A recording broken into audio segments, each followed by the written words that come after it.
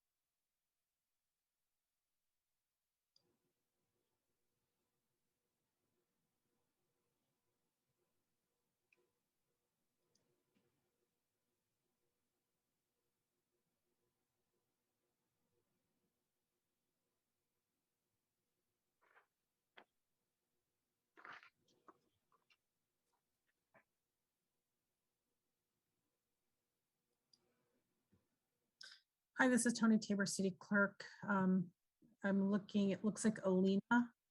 Her last name's not on panelists or on her attending, so I'm going to move her over and see if that's our Alina.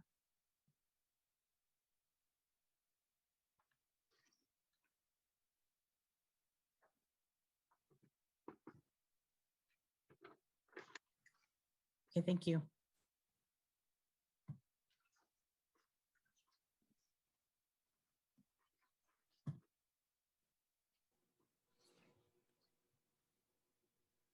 Good evening, everyone. Let's get started. I'd like to call this NSA Charter Review Commission to order on this July 26th.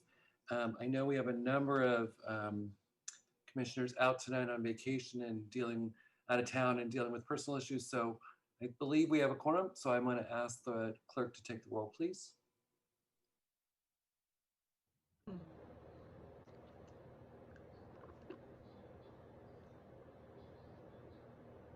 Megan, you're on mute if you're trying to talk. Okay, her sound isn't working, so give me just a second to pull up the list. Thank you.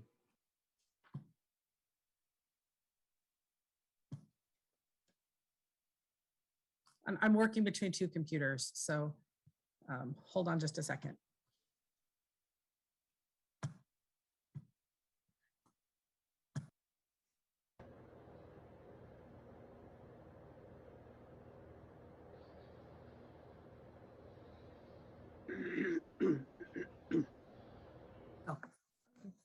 Christina Johnson.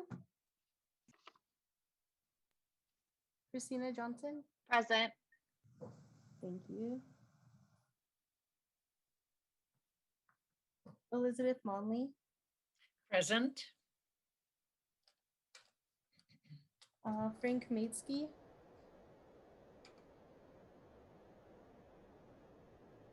Garrick Percival. Here. George Sanchez. Present. Hui Tran.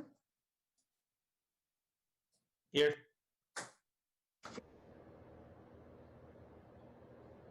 Here. Thank you. Jose Posadas. Here. Lynn Dia. Linda Lazat. Here. Luis Barrocio. Here. Thank you. Magnolia Recording Silva. in progress. Here, present. Maria Fuentes. Here. Sammy Robledo. Jerry Segura.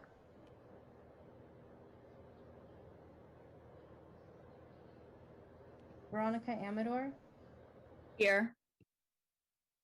Yong Zhao. Here. Thank you. And let me confirm you have a quorum. Thank you. I'd like to. I'm sorry, Chair, if I can interrupt. I believe my name might have been skipped during roll. Oh, I got you. Okay, thank you. Thank you. Hi, this is Tony Tabor, City Clerk. I just want to say this is Megan and I, our first meeting in City Hall. So I'm using different equipment than I normally use. She's using different equipment than she normally uses. So we might be a little rough. Welcome back. Thank you to the clerk and their staff, and we'll get through the night. So good evening, and let's get started. I'm going to ask for a motion to accept the orders of the day, our consent calendar, which includes letters from the public, from Ms. Callahan and Mr. Trong. And so I'd like a motion to accept the consent calendar. So moved. Commissioner Monley in a second. Second. Thank you, Commissioner Posadas, and you'll take the roll, please. Christina Johnson, Aye. Elizabeth Monley, Yes. Ellie Matsumura, I believe is not here yet. Frank Kamitsky, Garrick Percival, Yes.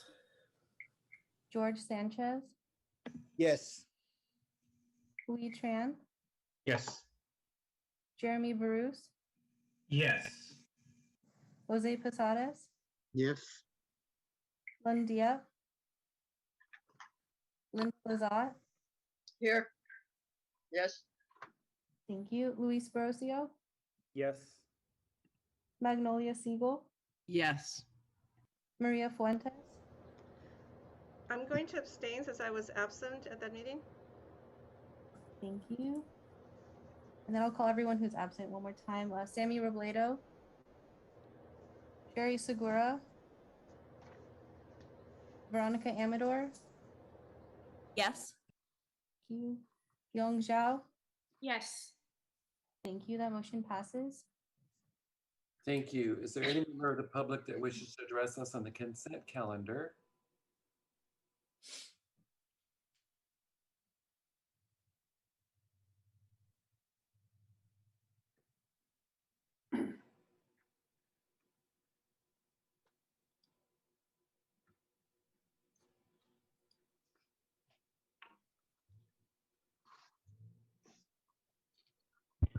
Hello, Blair Beekman here. Can you hear me okay? Yes. Thank you. I just wanted to say hello. Happy July. Happy end of July. Thank you for returning to the process. And a thank you that you're offering public comment at this time of consent calendar. I don't quite have anything to say. I hope for a good meeting. And just that from our previous meetings, hopefully you know my feelings about issues and how I would like to proceed with issues. And but this could be a time to review the previous agendas and to speak about them at this time and to allow public comment. You've developed that process. Thank you. I think you've been developing some good practices for the public meeting process, and thanks. It's been a good experience for myself, and good luck in your continued good efforts at this time. Thanks. Thank you. Next speaker. Hi, that's the only speaker. Now we'll move to old business. I don't have anything to report. I'll do my report when we get to the new business, but there is a report from the clerk. Clerk Toby Tabor. Hi, give me just a second. I put Megan on my laptop and I switched over to my desktop. So I just need a second here. I wanted to cover the items that I emailed out on June 30th. I just wanted to talk about a few things. We have a new email address for you to use to contact us. It's charterreview@sanjoseca.gov. This can be monitored by both Megan and myself. And so currently we were having emails coming in to me, to Megan, to Lawrence. So we would like to just have a central inbox to funnel all requests through so we can keep track of what's happening. Regarding research requests, we can provide research to you, but we can't go through that research and pull out the information from the research, nor can we summarize key points. We're posting on the website all the research we've been doing so everyone has access to it, and those documents can be found under Charter Review Commission documents. Civic makers can provide quantitative and qualitative research, but they're also not analyzing the research and providing summaries and pulling excerpts. We did a request for an analyst who could do that. That analyst was not approved. So we can give you the research, but we can't read through it for you and analyze it and summarize it for you. Regarding outreach, civic makers are facilitating contact with our community-based organization partners, and they're working with them to utilize their outreach list. Civic makers is not responsible for sending notices to broad sections of the population. The city clerk's office will use his list of contacts when sending out notifications. And I've also received a list of neighborhood organizations that I also use to send notices. It's not uncommon for CBOs and other similar organizations to not respond to us when we use their main email on their website. So if you have contacts at CBOs, please send us their information to add to our contact list. I can't tell you how many times I send notices to these organizations that I think, wow, they're going to be really excited and get just no response from them. And I understand a lot of them are volunteers and they don't have time to go through every email. It's possible our emails get shuttled over into junk or into clutter. So if you have a contact person at these organizations, please send that to us. I wrote in the email that I have a meeting with the city's PIO in July to talk about utilizing her contacts and resources as well. I actually had that meeting Friday afternoon. So we'll be able to utilize their Nextdoor and their Facebook instead of using the city clerk's Facebook. And I don't have a city clerk's Nextdoor. And I've been having issues with Facebook not allowing me to place ads. I tried to do several Facebook public hearing notices and it wouldn't let me because they said they're political in nature and I have to go through multiple steps in order to get approved from Facebook to place political ads. The city's already gone through all of that. So I'm going to be able to just use the city's Facebook. But because this meeting happened on Friday, I haven't done anything yet through her Facebook. Regarding subcommittee input from CBO partners, as requested, we can relay specific questions from subcommittees to our CBO partners to see if they're willing and able to integrate those questions into their outreach. We will pass along invitations from any subcommittees who wish to have CBO partners attending an upcoming subcommittee meeting, and you can request that through our charter review at sanjoseca.gov. Translations, we're working on adding more translations of documents and information to the website. And we will have a permanent Zoom link. That's this one, the 9414-175-9036. This is so it won't get conflicted out with council meetings or other things. Like we had that issue the one week. Two of us had a meeting scheduled at the same day and time. So we've got our own account with our own address, so we won't get conflicted out. And I think that'll make it easier for the public so they don't have to constantly check. And that's my update. Thank you. I see Commissioner Tran. Thank you, Mr. Chair. Just a question about research. If our subcommittee has research that is conducted, I mean, we've created our own folder where we can upload all of this information. I don't know if that's been pulled yet to be posted on the website, but should we just forward that to you, or how would you like to have that information shared? Yeah, you could forward that to us, or you could, if you are using a shared folder, you can add us for permissions for the shared folder. I need to double check with Mark on what, can I post all of your research ahead of you guys talking about your topic at the main meeting or not? But you can send that to us and that's something I'll consult with him. Okay. Commissioner Segal. Thank you. How can we get access to the list of community-based organizations so we can figure out which ones we want to send questions to? We will be going through that list tonight. It's in the report out. So hold your question till then, make sure that you're clear. If not, ask it again then, but we will be giving you that list in the update around our civic engagement. Any other questions? All right, thank you to our city clerk. And now we're going to have, right on time, Commissioner Segal, thank you for the lead, which is we're going to have the update from our consultant on CBO. Excuse me, we are going to need to take public comment on that. On the report from the clerk? Yes. Okay. And we have one hand up so far. We have two hands up. Molly McLeod is the first one. Thank you. Go ahead, Molly. Good morning. Good evening. This is Molly McLeod. With regards to social media, please do ensure that best practices for accessibility are used consistently for each and every social media message. Rooted It Rights. Access That has resources. This is something that I've been reaching out to do advocacy on for a few years. Don't yet see that consistency, but it's extremely important considering that this has to do with the effectiveness of our democracy. So for example, there should be image descriptions and alt text. If there's any videos, there should be captioning. What types of research outreach will be done to people with disabilities who already have barriers to voting and participation in democracy? I will comment on this later in terms of the organizations, but let me just say that it doesn't look like Civic Matters itself has any. I would be curious about what their expertise is on accessibility and people with disabilities.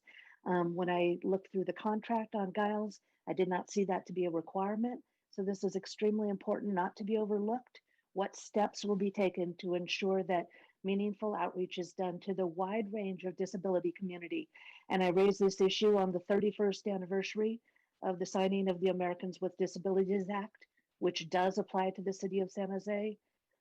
Unlike when I checked with San Jose 311 in February, line staff and supervisors had no clue that the ADA applied. So I know that that has subsequently changed, but I want to make sure that consistency shows up on the Charter Review Commission for all materials. Thank you. Thank you. Next speaker. Susan Price. Go ahead, Susan. I'm sorry, I got in a little late and I thought you were talking about moving the mayoral election date, but I can see that you're not on that topic yet. Am I correct? Correct. Okay, so I'll just recede back into the ether and wait until you talk about that topic. All right? Thank you. Okay. Robert Aguirre.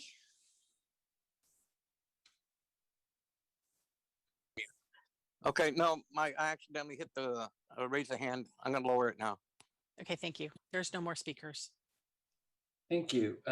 We'll now have the update from the consultant on our CBOs updates, our community-based organizations. Sure thing. I need to share my screen if I could, Megan. Hey, everybody. Good to see you. It's been a month or so, and I know everyone's been doing some great work. Wanted to share an update with you on where we are at with coordinating with our community partners, those organizations that we have selected and created agreements with to reach out. This, what we're looking at here, is a document that was shared with all of you on Friday. So you have this document. It was an attachment from Megan. This will also be posted to the San Jose Charter Review Commission website under a new community engagement section. Megan and Tony are working on getting that posted. Hopefully that'll go up this week. But we really want to be transparent about what's happening and who's doing what.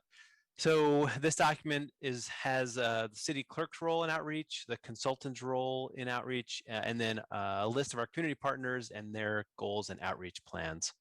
So the city clerk role in outreach, Tony shared a lot of this, but the city clerk is responsible for sending out notices to the public about the commission's public hearings, and they have a multi-channel protocol when sharing information.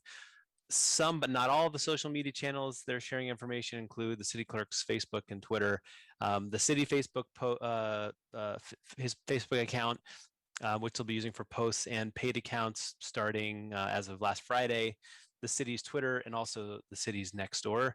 The city clerk also coordinates with city council offices. As mentioned, we have a page of the city's website that is a repository for all information from the commission. All their public hearings are available, and the city clerk also sends out notices to a list of neighborhood organizations, which is not part of this document, but we can update that in the future if you'd like. Consultant's role is, as far as outreach and engagement is concerned, is primarily to coordinate with the community organizations that have been selected and are being compensated via the additional improved funding from the city council. The goals of working with these organizations is to understand community needs, preferences, and concerns related to improving accountability, representation, and inclusion at City Hall, educating the community and the role of the city charter and the review process, earning resident trust in the commission's process, and placing special focus on reaching hard-to-reach, vulnerable, and historically marginalized groups.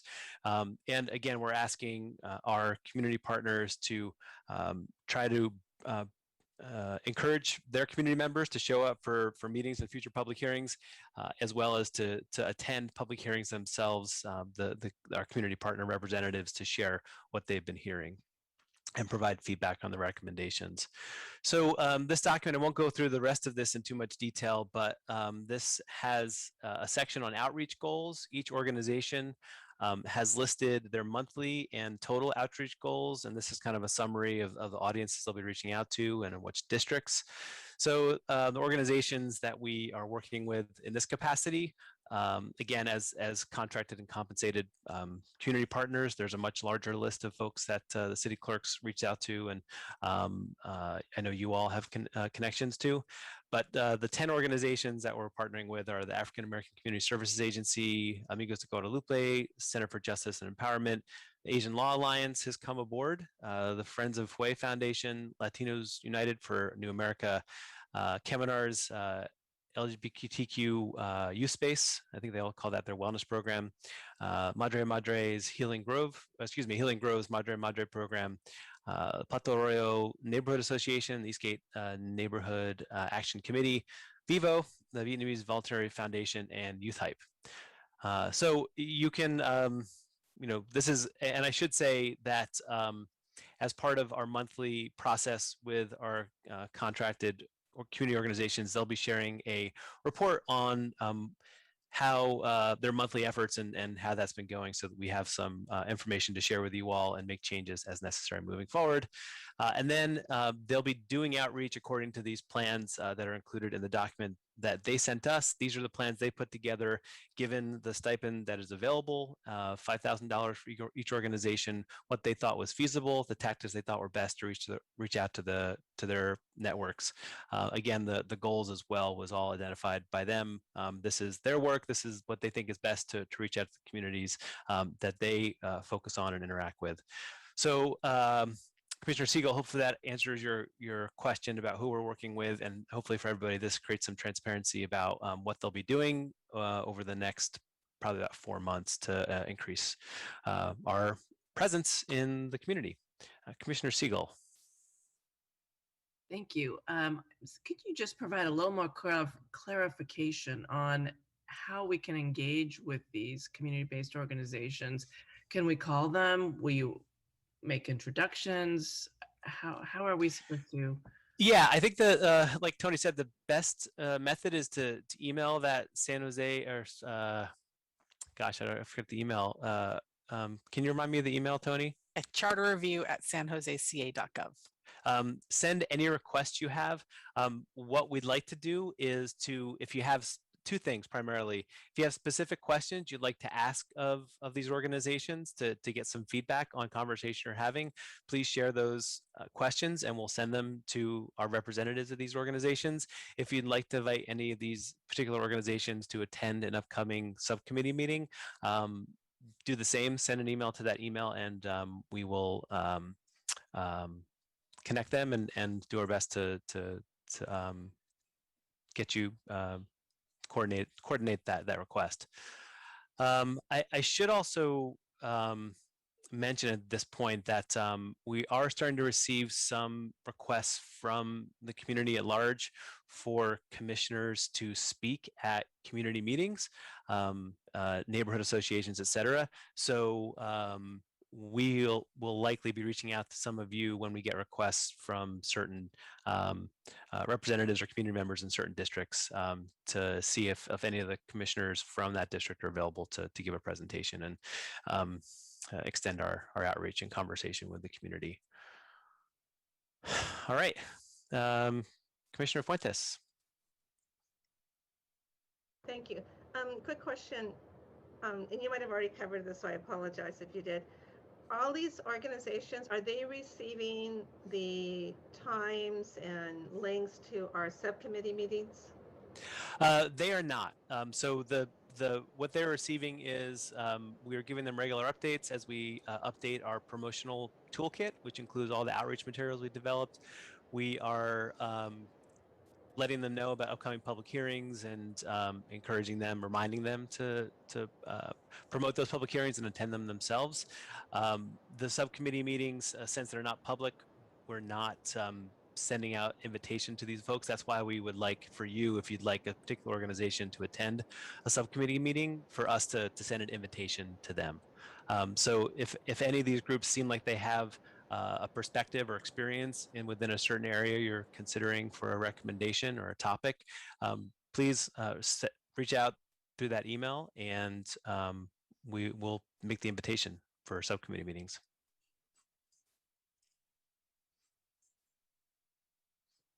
Thank you.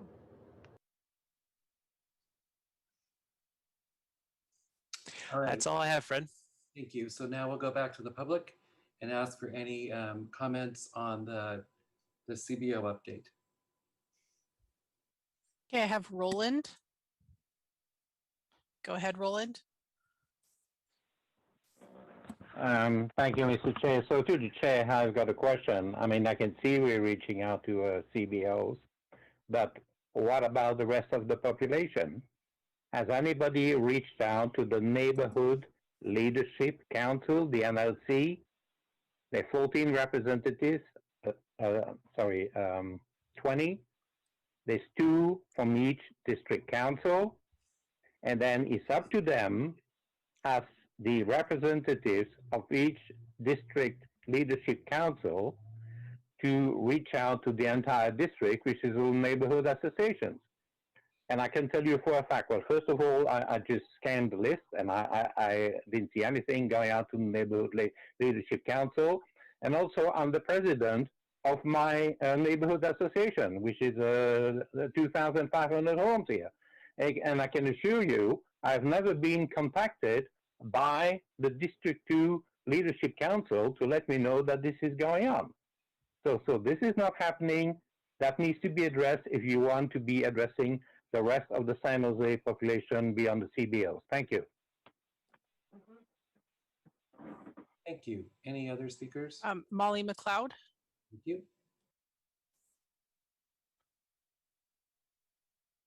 Good evening, Molly McLeod. I would appreciate information about the outreach. I see lots of good work done on language access when I check the website. I don't see any video logs with American Sign Language.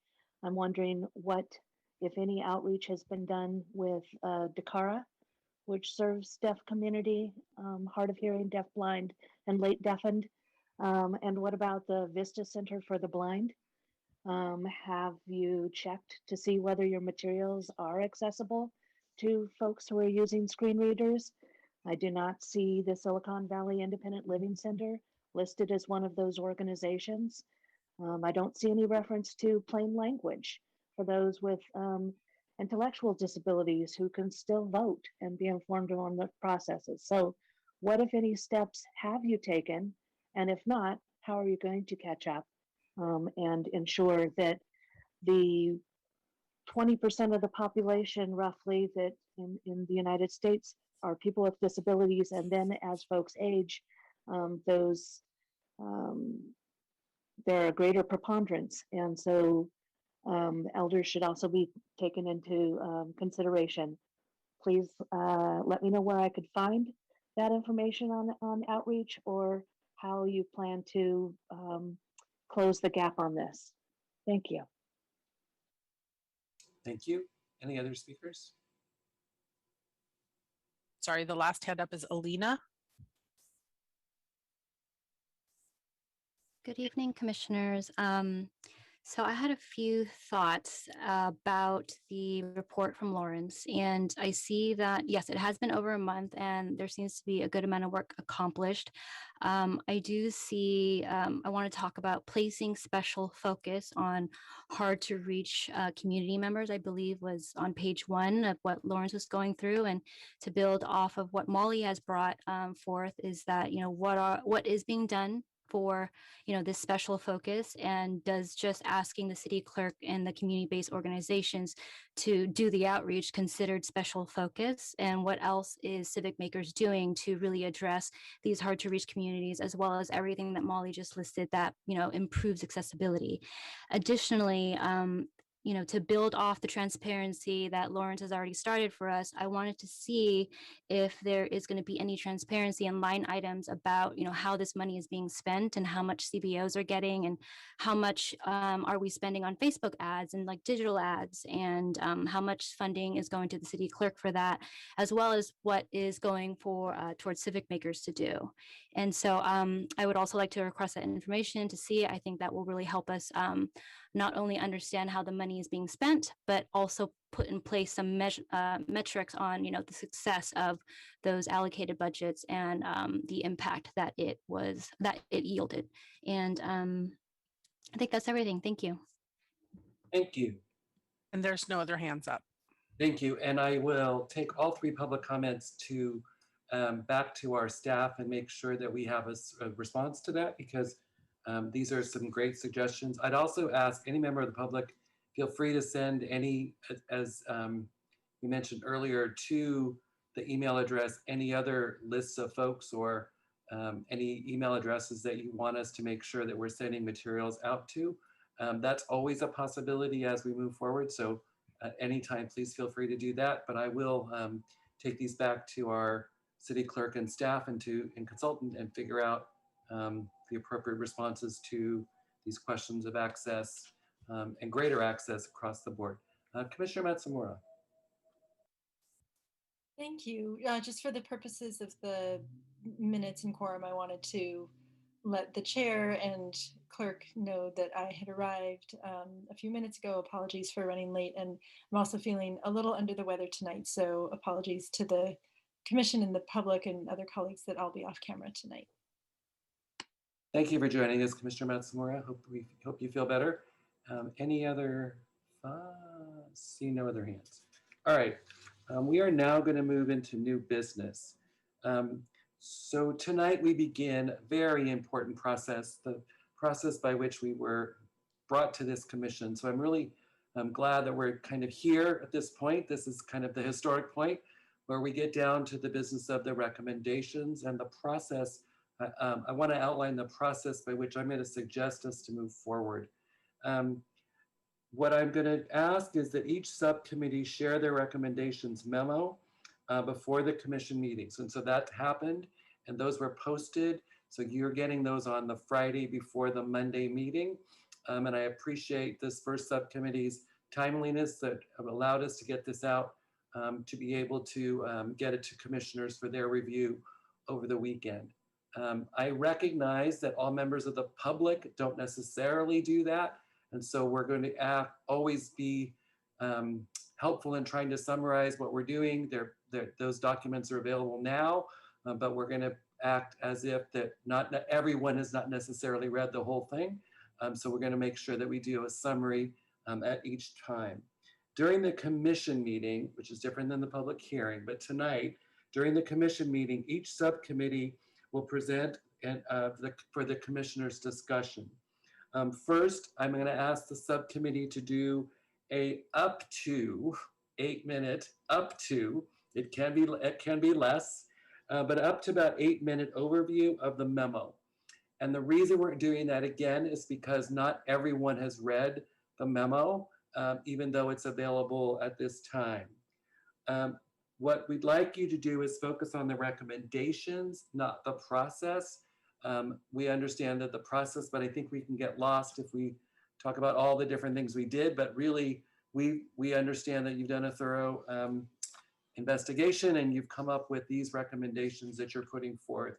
And that's what we want to focus on in each of the discussions. Then we'll move to discussion of the memo by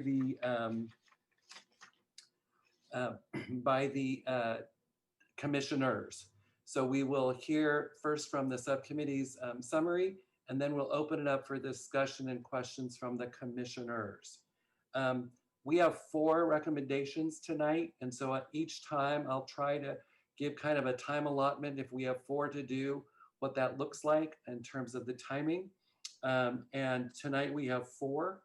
And then once we go through that recommendation, we have discussions, then we will open it up to public comment.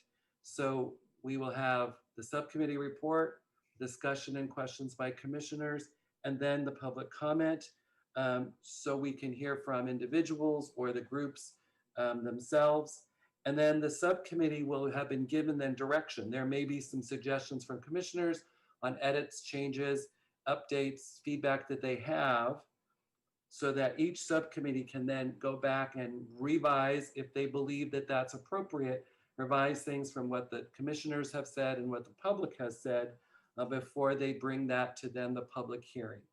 On Thursday night, we will then bring to the public hearing the recommendations of the subcommittees, and we will again go through a different process by which we get the public's feeling, understanding of this. So tonight, it's really the commissioners and then public comment, and then the public hearing on Thursday.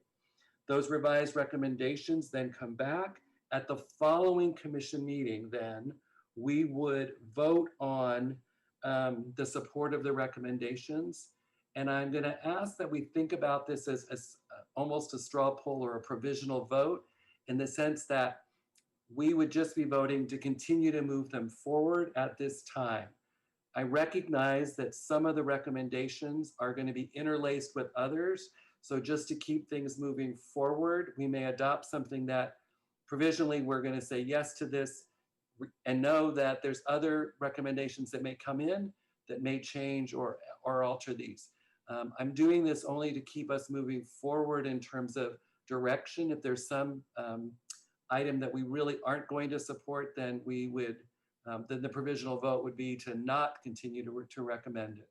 Okay, so that we're not going to be making a final vote on all things until pretty much towards the end, when we have all the recommendations. We've heard from the public, we've heard from our community-based organizations, and then we could look at what's going to be in the final report of recommendations. And if there's a minority report, what would that look like? So again, the process is going to be the subcommittees report out to us their summaries. We have a discussion amongst commissioners for their questions and feedback. Then we go to the public for their comment. The commission subcommittees then have feedback, edits, whatever they want to do to bring that to the public hearing. The public hearing then is on those recommendations. And then the following meeting, we would vote. Now that we've considered your questions, now that the subcommittees considered your feedback, now that the public has given their input to this, what is the position of the commission as we move forward, moving items forward in a provisional way, so that at the end we can make final decisions as we see the interaction of the different recommendations that come before the committees. Are there questions? Fred, if I could just make a quick clarification, point of clarification. Tonight, there'll be 4 memos that the Voting and Election Subcommittee presents. For each memo, we will have the overview, commissioner discussion, and public comment. And then we'll move on to the next memo and have overview, discussion, and public comment. So the commissioners will be able to discuss each memo individually, and the public will be able to give input on each memo individually, just to make that extra clear. Yes. Commissioner Matsumura. Thank you. I'm appreciating the process and the clarity. That that was an important point, Lawrence. Thank you for that.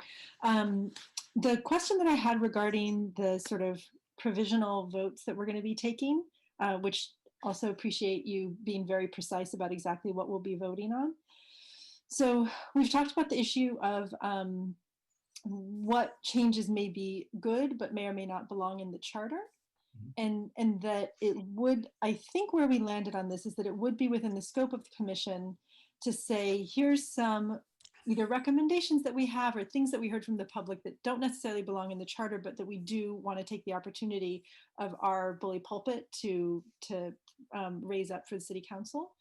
So given that, my assumption would be that if there's something that we think is not a charter issue, but is important to raise, that then at that moment of the provisional vote, we would vote to move it forward, because we want to continue to have it be part of the conversation and potentially go in the report, even if not as a charter change. Am I thinking about that correctly or incorrectly?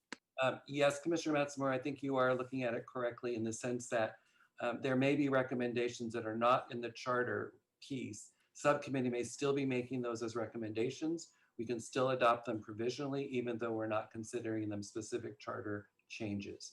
So yes, we could have other items that we think this is a challenge that's been brought to us. We don't think it's a charter issue, but here are the recommendations we make if we have any on that item. So yes, Commissioner Matsamore, that is the same way I would think about it. And I'll just add to that, Commissioner Matsamore, that at the end of the evening, well, not quite the end, but after the recommendation memo discussion, I'll be presenting on some format options for the final report after looking at a number of other charter review committee reports. And so one of the dimensions of the final report format is that very question of how to include what we might call policy recommendations that don't necessarily need to be charter revision. So there's a number of ways from what I've seen, some specific examples about how that can be accomplished. And we're looking for feedback from you all about exactly what that looks like in your commission report at the end. But to echo Fred, I agree with what you're saying, and that there inevitably will be a need to incorporate additional recommendations outside of charter changes in the final report, whatever it looks like. Thank you. Any other questions on process? All right, then I'm going to ask for the first one to start, which is the timing of elections. And I'm going to ask Commissioner Percival to present. Great, thank you, Fred. I will, in just a moment, I'm going to share just a few slides that I have prepared for this this part of the presentation. Just give me one moment.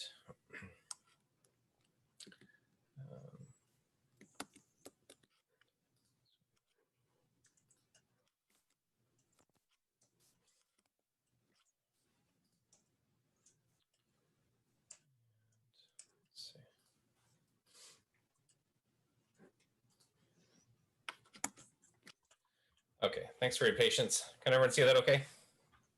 Okay, great. So this proposal deals with, as Fred mentioned, moving San Jose's mayoral elections to presidential years. And I'll start as I did with the memo, and that is, what is the problem that this proposal aims to address?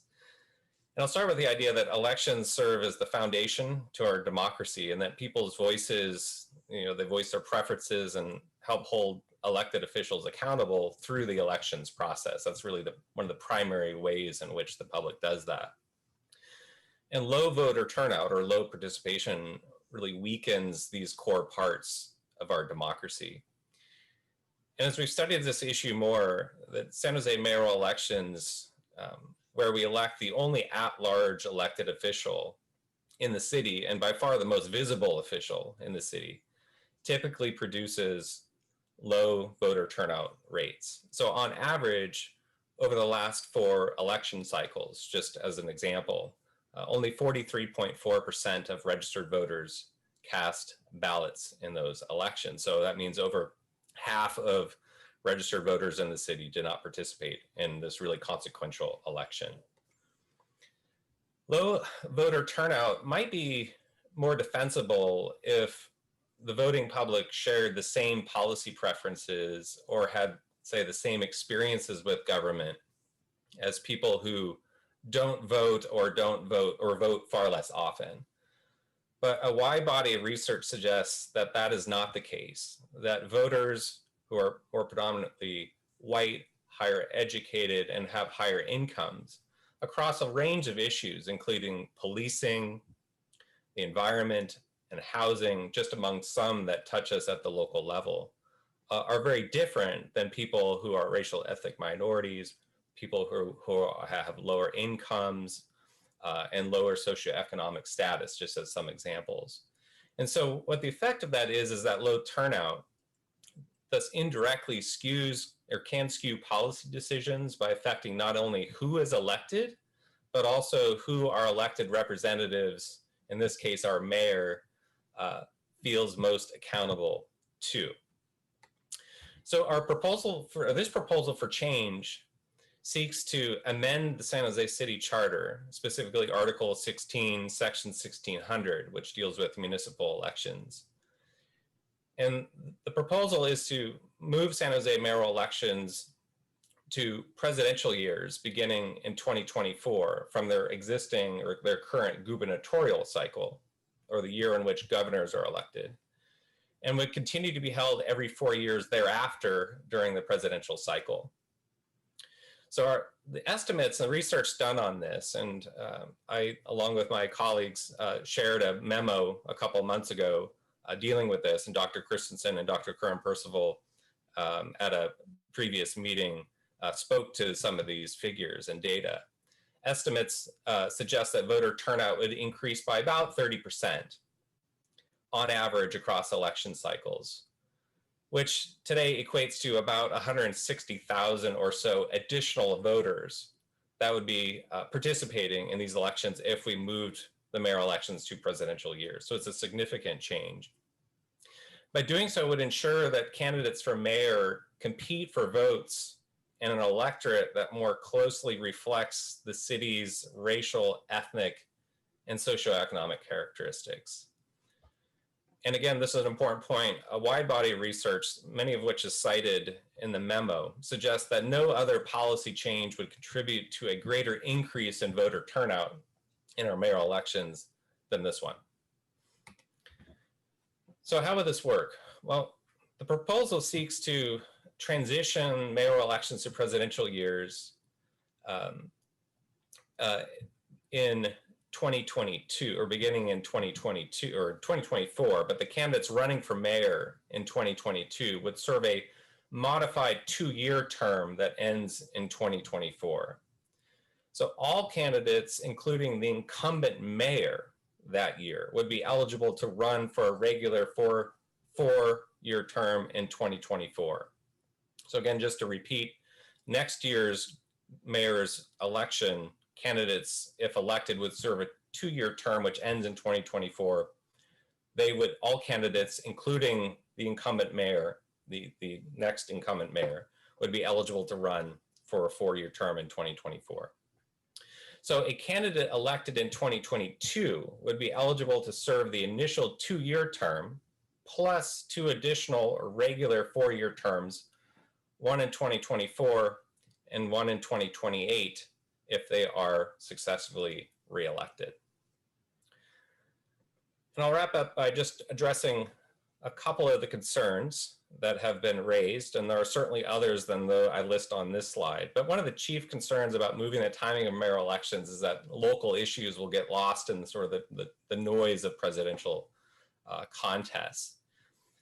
Research, importantly, the research shows that there's no evidence that voters become less informed about local issues in presidential races or presidential years. Our current system, or mayoral elections, are already competing for attention with a variety of issues, including the governor's race at the top of the ballot, a number of statewide voter initiatives. Many of them can be quite controversial and raise a lot of attention. So the current cycle already has the mayoral election competing with many other issues in which voters have to sift through and try to make more informed choices. But political science research also shows that voters consistently rely on a variety of what political scientists call informational shortcuts, where voters can try to glean important information to help them make more informed choices without having to read lots and lots of information about the different candidates and policy and details of policy. They often rely on media reports, editorial endorsements, political party endorsements, and other kinds of means to make informed choices. So those would very much still be available even if we move the mayoral contest to presidential years. And I will leave it at that. I'll be happy to take any questions. Thank you, Commissioner Percival. Right on time. That was 8 minutes exactly. Appreciate your modeling the perfect commissioner behavior tonight.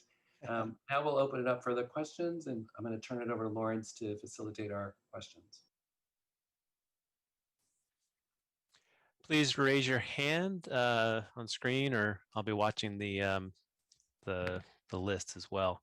And I think what we'd like to do here is just, you know, if there's any concerns you have, any questions, clarifications, this is an opportunity for you to provide feedback to the subcommittee about things you'd like to potentially include when this is shared in the public hearing, or other areas you'd like them to think about for revisions, or if you do have questions about their thought process and sort of how they ended up where they were. This is a good time to ask. Let's see, we have Magnolia. Commissioner Siegel, please. Thank you. I'm under the weather, so I just wanted to apologize to the public and the commission for going off camera. Thank you for the heads up.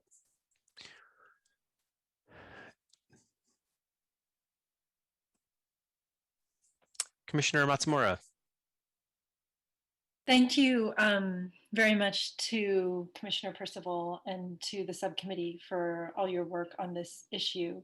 I was curious how you arrived at the 2-year, 4-year, 4-year element of your proposal. I think there were at least a couple of options previously debated. So just interested to hear your rationale behind that. Yeah, thanks, Commissioner Matsumura. It's a great question. And there are different ways to do this. One of the factors that we took into consideration was public comment in these meetings, actually. We've had, I think, a couple of people mention the transition along the parameters that we outlined in this proposal.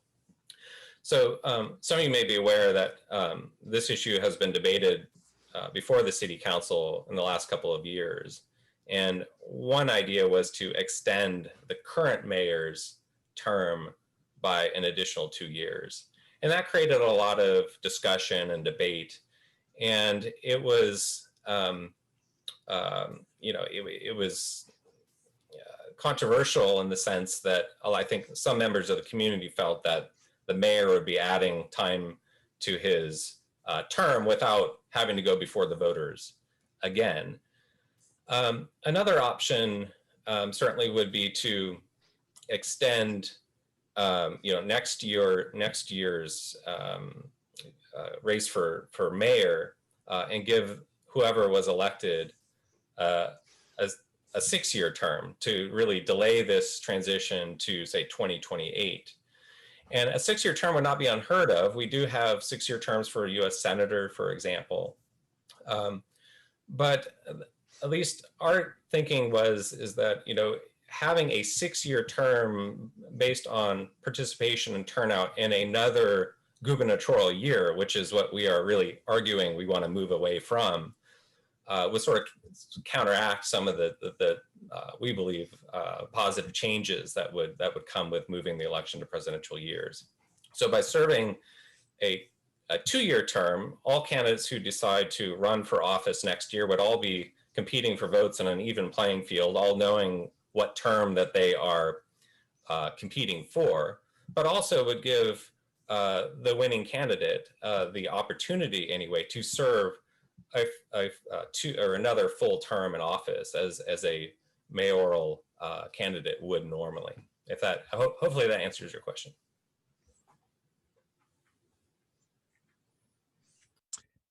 Thank you, Commissioner. Other questions or thoughts before we go to public comment?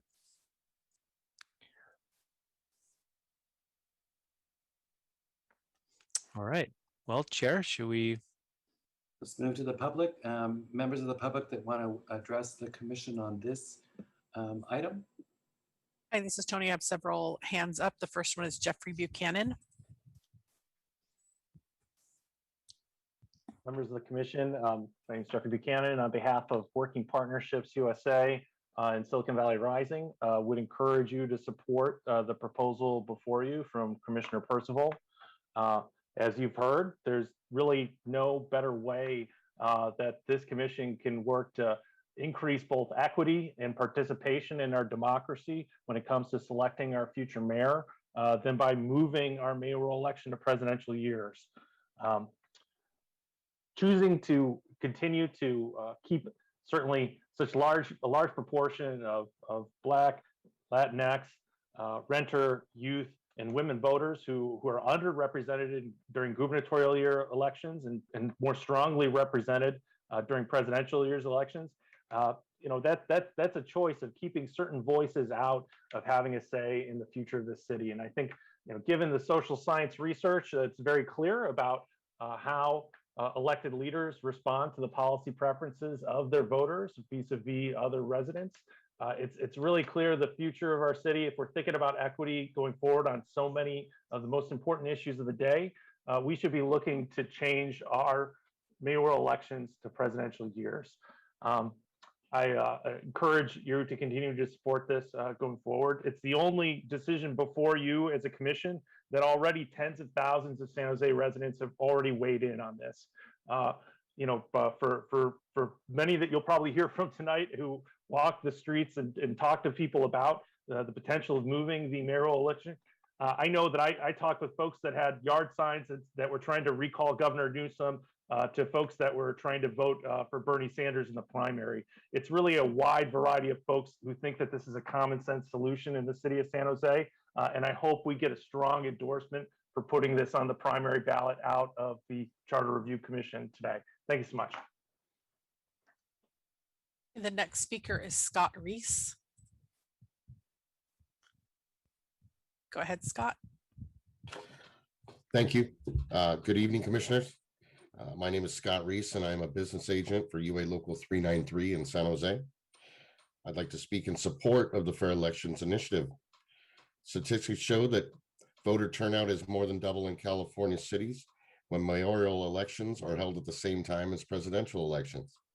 Our union actively supports changing the timing of San Jose's mayoral elections because more people will vote. This increased participation allows San Jose's diverse communities to significantly, impact the outcome of local elections. The Fair Elections Initiative will transform the city of San Jose. UA Local 393 urges you to support the proposal before you to help increase voter participation by changing the timing of these elections. Thank you for your time. Thank you. Next speaker. Roland. Thank you, Mr. Chair. Extremely pleased with the staff proposal. This is absolutely where we need to go. Now, before I say what I'm about to say, I think anybody who knows me knows that I'm not exactly a supporter of Sam Liccardo.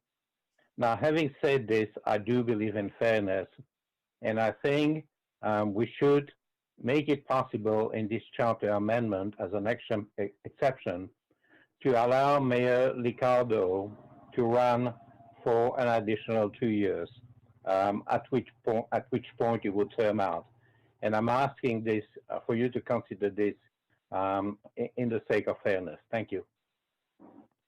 Thank you. Next speaker. Robert Aguirre. Yeah, Robert Aguirre here.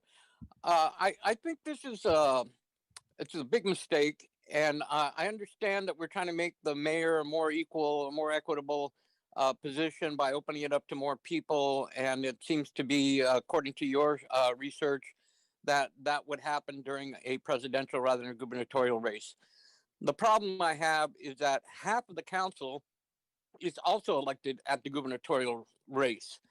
And if you don't have a mayoral race to draw people in, to get those people to come and vote on those 5 positions, you're basically abandoning those 5 people to whatever group of people will show up, and those group of people tend not to be people of color or people of low income. So now you're sacrificing 5 positions in 5 districts throughout the city in order to gain 1 extra vote in a mayoral race that's going to be held at a presidential race at that time, rather. And I think it's a really big mistake. We need to really do a study to find out, and I haven't heard anyone report on this, to do a study on the impact on those 5 districts, and what would happen if you took away that one thing that was perhaps motivating people to come out and vote, and how this demotivation of people is going to affect them, and how many people are going to become disenfranchised as a result of this, not having enough voters come out in those particular races. And what will happen and who will take over those positions, and what kind of voting positions will they take? Will they be in support of more liberal thinking or more conservative thinking? Are they going to be more about labor or more about business? Are they going to be more about people, or, you know, just what is the kind of representation that's going to result after taking away that group of people? Thank you. Next speaker. Sandy Perry. Hello, I'm Sandy Perry. I'm the president of the Affordable Housing Network, and I'm speaking as an individual, not an organization, because one of our members just took an opposite position just now. But Affordable Housing Network strives to represent tenants, unhoused people, and people who serve the unhoused community. And in general, and the majority of these people are people of color. And in general, they are people who are less well represented in the electoral during the off-presidential election cycle. So we support this change. We don't feel, well, let me say, I don't feel that this is going to reduce the number of voters for the odd council districts in the off-presidential years any more than they're already reduced, especially in a time when voting rights are being stripped away all across the country. The city of San Jose has the opportunity to set an example for empowering low-income and minority voters. Right now we're in a national debate, and San Jose needs to take sides in favor of expanding democracy and expanding equity and not restricting it. Thank you. Thank you. Next speaker. Dominic Toreno. Good evening, commissioners. My name is Dominic Toriano, a business agent for the Sheet Metal Workers, Local 104, and I am speaking in support of the Fair Elections Initiative.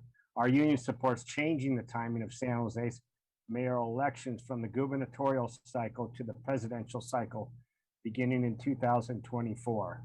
By making this change, voter turnout would nearly double if mayoral elections coincided with the presidential race. This increased participation allows San Jose's diverse electorate to significantly impact the outcome of local elections. The Fair Elections Initiative will transform the city of San Jose. Sheet Metal Local 104 urges you to support the proposal from Professor Percival to help increase voter participation by changing the timing of the mayoral election.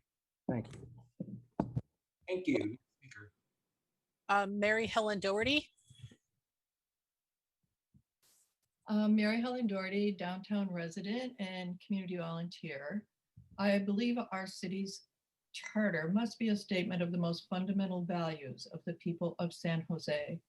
High on the list of these values are principles that affirm that each member of the San Jose community has a right to fully participate in the governance of our city, and that the needs of every family should be a priority of city government. Moving the mayoral election to presidential years could mean an electorate that looks more like the city of San Jose selecting our future mayor, thanks to greater representation of Latinx and Black voters, tenants, women, people with disabilities, and low-income voters. These members of our community deserve a city charter that recognizes them as full and equal members of this city. Please support Commissioner Percival's memo to place a charter amendment to move the mayoral election to presidential years in future elections. Thank you very much. Thank you. Next speaker. Alex Caraballo. Sorry if I butchered your name. Go ahead, Alex.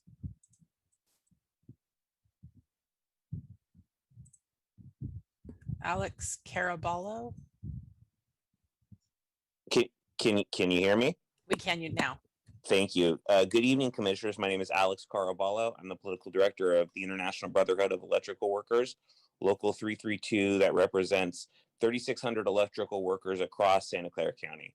And I tonight speaking in favor of the amendment or the memo proposed by Commissioner Percival. Changing the election date for mayor to a presidential year has already shown evidence that's been presented to this commission that has clearly demonstrated that the current system results in low voter turnout in mayoral elections and gives undue power to corporate special interests, along with older, wider, wealthier voters who are not representative of the diversity of our city. By timing the election around an election where these constituencies are underrepresented, the city risks putting in place a mayor who is less representative of these community members, and the government is less accountable to their needs. And I will say this firsthand, you know, when you actually get out into the community, because I know how easy it is for so many of us, especially those who are on this call, who spend a lot of our time in these constituency groups or in these environments. When you actually talk to the regular everyday people of the city and you explain to them what the Fair Elections Initiative would do, there's a very hard understanding of why this already isn't in place right now. If we can show, which we have been able to, that more people participate in these elections during presidential years, and you're talking about one seat that is a representation of the entire city, not just district by district or smaller isolated communities by isolated communities, it should be as representative and of the entire populace as possible. And the way for us to do this is to move the mayoral elections to presidential years. Thank you very much. Thank you. Next speaker. Brian Wheatley. Hello, I'm speaking on my iPad. I hope you can hear me. My name is Brian Wheatley. I'm a retired teacher and union leader, and I'm currently the San Jose Unified Board President, and I'm speaking in favor of the Fair Elections Initiative as well. What is missing from the current charter is a strong and explicit commitment to equity, inclusion, and representation.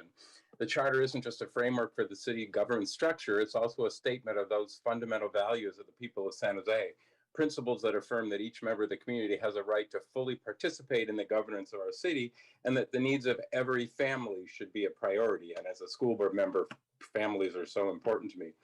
Evidence presented to the commission has clearly demonstrated that the current system results in low voter turnout in mayoral elections, giving undue power to corporate special interests, along with older, whiter, wealthier voters. I'm older, I'm white, I'm not particularly wealthy, being a retired teacher, but that does not represent the diversity of our city. Moving it to presidential years will mean greater representation of Latinx, Black voters, tenants, women, and low-income residents.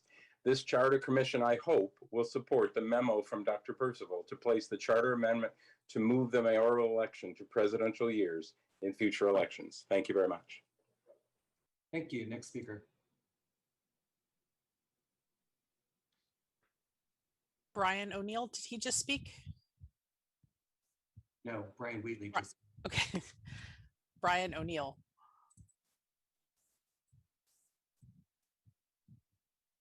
Brian O'Neill?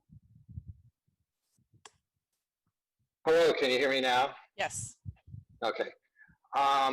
Yes, there are two Bryans in the world. I'm here as a SEIU 5-1 retiree, and changing an election date for the mayor to a presidential year has clearly demonstrated that the current system results in low voter turnout in mayoral elections. Moving the mayoral election to presidential years could mean an electorate that looks more like the city of San Jose, including our future mayor. Thanks to greater representation of Latinx and Black voters, tenants, women, and low-income voters. Those communities in San Jose who are Black and brown, who are renters, who live in overcrowded conditions, who hold down 3 jobs to make ends meet, have waited for a long time, for much too long, deserve a city charter that recognizes them as full and equal members of the city. New York City just had a primary that's a couple months ago, and only about 25% of the electorate voted. So having off-year elections always has a very low turnout. This Charter Review Commission should support the memo from Dr. Percival to place a charter amendment to move the mayor election to presidential years and future elections. Thank you. Thank you. Next speaker. Oscar Castro.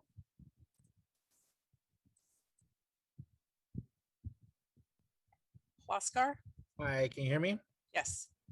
Good evening, commissioners. My name is Oscar Castro.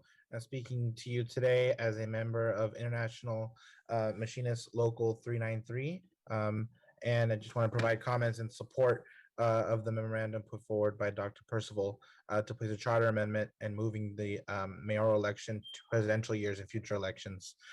What's missing from the current charter is a strong and explicit commitment to equity, inclusion, representation.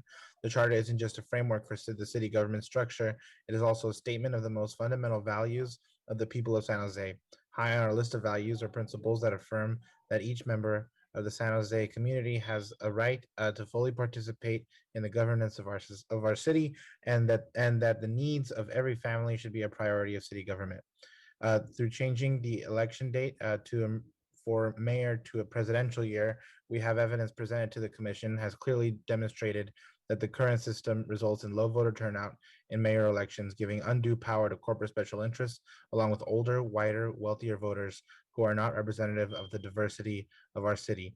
By timing the election around an election where these constituencies are underrepresented, the city risks putting in place a mayor who is less representative of their community members, and government is less accountable to their needs. Moving the mayoral election to presidential years could mean an electorate that looks more like the city of San Jose, selecting our future mayor thanks to a greater representation of Latinx, Black voters, tenants, women, and low-income voters. We'd like to reiterate my support and recommend that the Charter Review Commission should support the memo from Dr. Percival to place a charter amendment to move the mayor election to presidential years in future elections. Thank you very much. Thank you. Next speaker. Jethro Moore.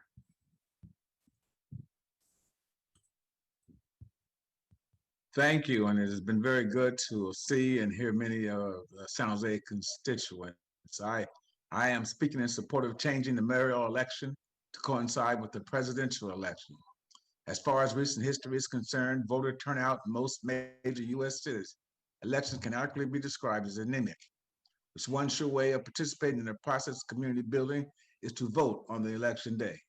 Low turnout locally is uneven in terms of race, class, age, education, and attainment. Whites, the college-educated and affluent older people, and the full-time employees are more likely to vote than non-whites. The less educated, the poor, the young, and unemployed. Americans pay more attention to presidential election in part because the Democratic and Republican candidates represent opposing moral order. The fundamental right of every eligible voter is to cast a ballot, and every resident to have their voice heard as a member of the society are cornerstones of our democracy. How we deploy our resources, make real the social norms and standards across all of our community, shape our daily lives through policy, and move forward the shared values of this city are all based on these fundamental principles. Increasing election competitiveness and the political efficiency of each vote has a direct positive impact on increasing voter turnout. Winning or losing of election is less important than strengthening the community's participation. Support moving the mayoral election to the presidential cycle. Again, I am here in Georgia now, and I am seeing and experiencing things that you don't want to have happen. And on the 3rd of August, I will be in Supreme Court demanding that they end the filibuster, and we'll be going forward to press forward with the John Lewis Voting Rights Act. We must do everything we can as a community, as a country, and as a nation to make sure every American exercises its one right to vote. Thank you. Thank you. Next speaker. Jake Tonkel. Hi, can you guys hear me all right? Yes. Perfect. Again, my name's Jake Tonkel, representing myself and South Bay Progressive Alliance. Been working on election reform issues for quite some time. I want to speak in support of Dr. Percival's memo to shift the mayoral elections because I will probably not be able to make comment on the rest of the proposals coming forward. I think they're all worth supporting, particularly to Robert Aguirre's conversation around lack of representation or low voter turnout in the non-gubernatorial years. If we shift the election, I think we'll see that data from ranked choice voting and moving from primaries to simply November general elections in both cases will drastically increase voter turnout and representation. Yeah, that's about it. I'll cut my time there. Thank you very much. Thank you. Next speaker. Krista. Good evening, commissioners. My name is Krista Delatorre, and I'm speaking on behalf of the South Bay Labor Council in support of the Fair Elections Initiative. Democracy is built on the idea that we all have an equal voice in our government, yet wealthy corporate interests financially sway elections and low voter turnout trends conservative. We can change this and even the playing field by changing the timing of the mayoral elections in San Jose. Statistics show that voter turnout is more than double in California cities where mayoral elections are at the same time as presidential elections. This increased participation allows more people of color, youth, and San Jose's racially and ethnically diverse electorate to significantly impact the outcome of local elections. We support changing the timing of San Jose's mayoral elections from the gubernatorial cycle to the presidential cycle beginning in 2024. By making this change, voter turnout would nearly double if mayoral elections coincided with the presidential race. We appreciate the hard work and thoughtful policy recommendations that you are considering as a commission. The Fair Elections Initiative will transform the city of San Jose, and the South Bay Labor Council urges you to support the proposal from Professor Percival, which will strengthen the bonds between people and their elected representatives while increasing voter participation. Thank you so much. Thank you. Next speaker. Chava Bustamante. Hello, can you hear me? Yes. Yeah, good evening. My name is Chava Bustamante. I'm a member of Latinos United for a New America, and I'm here tonight to ask this commission to support the memo from Dr. Percival to place a charter amendment to move the mayoral election to presidential years. I'm also a proud proponent of the Fair Elections Initiative. Working with Luna and Latino immigrants in East San Jose for the past 8 years, one of the main focus of our work has been to get Latinos to actively participate in our democracy. Evidence presented to the commission has clearly demonstrated that the current system results in low voter turnout in mayoral elections, giving undue power to corporate special interests along with older, wider, wealthier voters who are not representative of the diversity of our city. By timing the election around an election where these constituencies are underrepresented, the city risks putting in place a mayor who is less representative of these communities, members, and government is less accountable for their needs. We have an opportunity to really expand our democracy and make room for these groups of people that had been left out for many, many years. Please adopt the amendment to move the mayoral election to presidential years and future elections. Thank you. Thank you. Next speaker. Helen Chapman. Good evening, commissioners. Can you hear me? Yes. Thank you. Speaking on behalf of myself, first of all, I want to thank you for all the hard work. It's hard to take on all these challenges and trying to come up with comprehensive policy, so I appreciate the work you're doing. I also want to lend my support for the memo from Dr. Percival to place a charter amendment to move the mayoral election to presidential years and future elections. I say this as a former candidate for city council in 2016 during a presidential election, knocked on many doors, and I can tell you the bulk of the residents had no idea what city council did. So I think it's very important that the work you're doing get transmitted to the community and that they understand that they have a right to fully participate in the governance of our city and that needs of every family should be a priority for our city government. Again, thank you for the work you're doing. Thank you. Next speaker. Gabriela Garzon Gupta.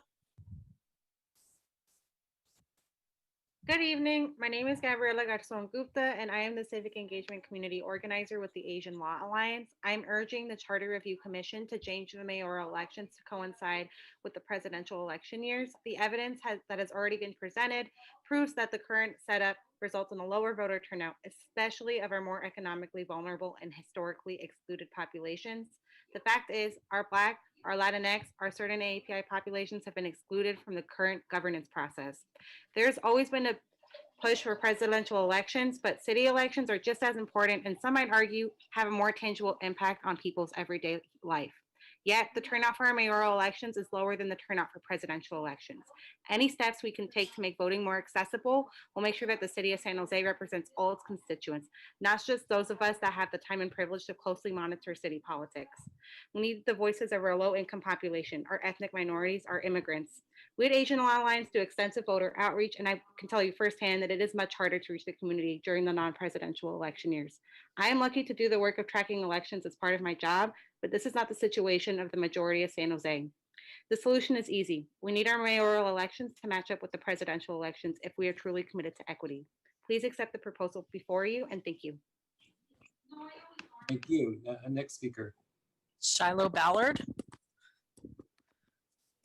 Hello, commissioners. My name is Shiloh Ballard, a longtime San Jose resident, and I'll keep it short. I support the proposal put out there by Commissioner Percival. I feel strongly about this stuff, and for a lot of you, time is really valuable, but I spent the time collecting signatures when this was circulating, gosh, months ago. Because I deeply believe that we need to be doing as much as we can to make sure that as many people as possible can be participating in our elections. So I support this proposal, and also wanted to just offer that we need to be investing a lot more in getting folks to be engaged in elections in any year that they are, but do support moving the mayoral election to the presidential. Thank you for your time, and thank you all for serving on the commission. Thank you. Next speaker. Brenda Zendejas.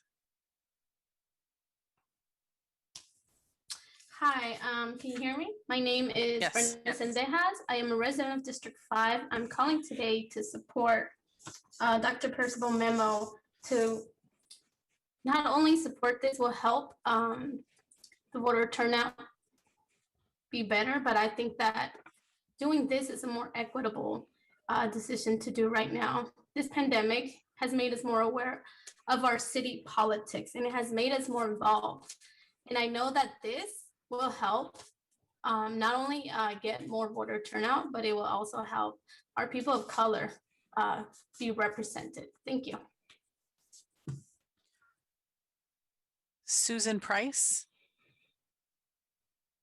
Hello, this is Susan Price Jane, and I've been a longtime community volunteer. I live in the Rose Glen neighborhood, just east of San Jose City College, and I've been involved in working with the parents at our neighborhood school for many years.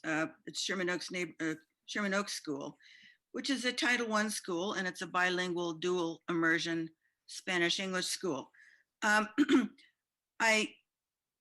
Because the city, the position of mayor is one of the few, if perhaps the only elected official elected citywide, I think it's very important that this position, this mayor, be elected on presidential years. We've already heard all the research, and that supports this. We have to ensure that we can make that as many people get involved in these elections as possible. And that includes people who are lower income, renters, and people who are different ethnic backgrounds. So please support this. I think it's very important that we ensure that everybody participates in an election so that we have the most diverse and the greatest turnout possible for a mayoral election. Thank you. Thank you. Next speaker. Hawad Hader. Hello, how's it going? My name is Hawad Haider. I'm a resident of District 1 and a California Democratic Party delegate from Assembly District 28. I'm also a steering committee member at the South Bay Progressive Alliance, where we're working on democracy, electoral, and campaign finance reform in the South Bay. I just wanted to start off my comment by saying that many speakers have mentioned the Fair Elections Initiative. This is something which, to my knowledge, many residents of the city already signed on to put it on the ballot in 2020. Obviously, there were political factors which prevented that from happening for the better, in my view, and that's why we're all here. But this is one of the more uncontroversial items in terms of getting the mayoral election switched. Now, people have brought up the council districts that will be quote unquote left behind, but the reality is we're focusing on increasing turnout for the mayor. And I think everyone here knows that the mayor has more powers, and also we're considering the system of council manager and strong mayor. So that's why we're here, just to keep that in mind. So I think the 6-year term for the next mayor is counterproductive, like the professor said. We'd be compromising turnout in 22 and skipping the 24 presidential election. So we shouldn't do that. We also definitely shouldn't unilaterally extend the current mayor's term. And my personal view is that allowing him to run again would be highly unusual. He has served 2 full terms, and he'd enter that special election with a huge incumbency advantage. So it'd be kind of like handing him another 2 years, which I don't believe in or think is democratic. Finally, the next 2-year term, it will be a small adjustment, but it's going to pay off in terms of turnout. And all of the people who are particularly marginalized and otherwise usually politically disenfranchised, they will come out and they will vote because they do anyway. And of course, we need to do other things. Other speakers have mentioned this is not just a calendar issue, it's a whole societal and civic engagement issue. So please support it, and thanks for all of your work. Thank you. Next speaker. Okay, I have 2 speakers with their hands up. The first will be Myra, followed by Walter Wilson. So if you wanted to speak and haven't raised your hand, now's the time to do it. Go ahead, Myra.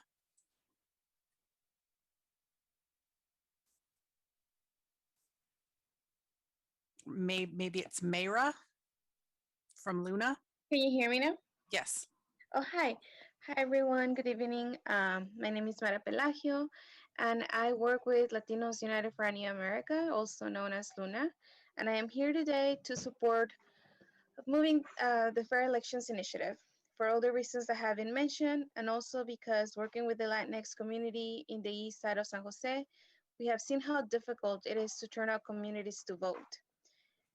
And as folks have mentioned, voter turnout is much lower during governmental elections. Moving the mayoral election to a presidential years could mean an electorate that looks more like the city of San Jose, selecting our future mayor. Thanks to greater representation of the Latinx and Black voters, tenants, women, and low-income voters. I ask you to support the memo from Dr. Percival to place a chartered amendment to move the mayoral election to presidential years in future elections. Thank you. Thank you. Next speaker. The last speaker so far is Walter Wilson. Good evening, excuse me, commissioners, chair. I rise in support of Dr. Percival's memo, and I think it's very important the way in which it was written. I think it covered all the important elements in terms of what some people are saying, in terms of the negative things that will happen, and those things clearly are not going to happen. And so I really appreciate the thoroughness of this that's done by Dr. Percival and the subcommittee. You know, many people spoken tonight, and they've said a lot of things that I would have said. So I'm going to say something different. I think we need to look at 2019 and look at who was it that opposed this, led by Sam Liccardo. Because the deal is, had this already been in place, he would not be mayor today. That's a fact. He won by mayor by like 1,000 votes or something.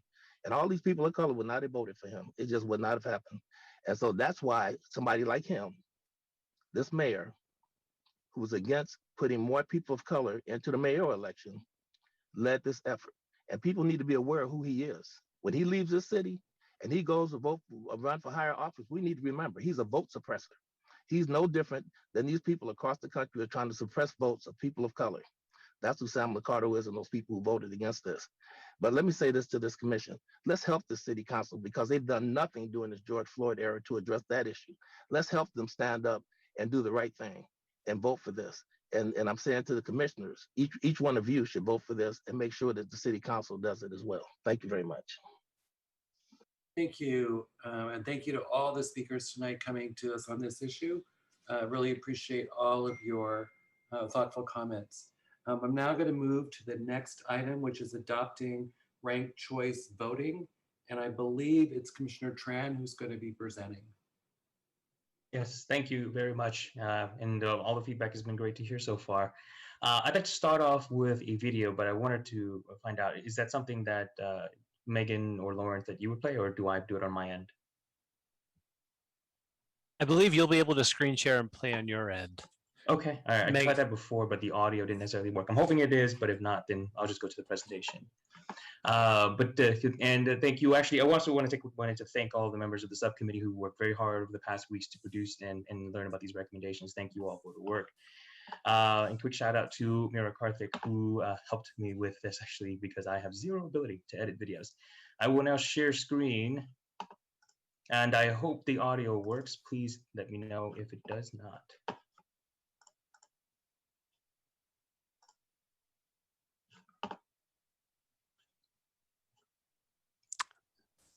No audio yet.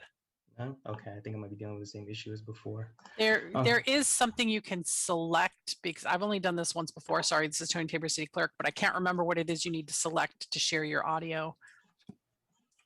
So I'm not real helpful there. That's okay.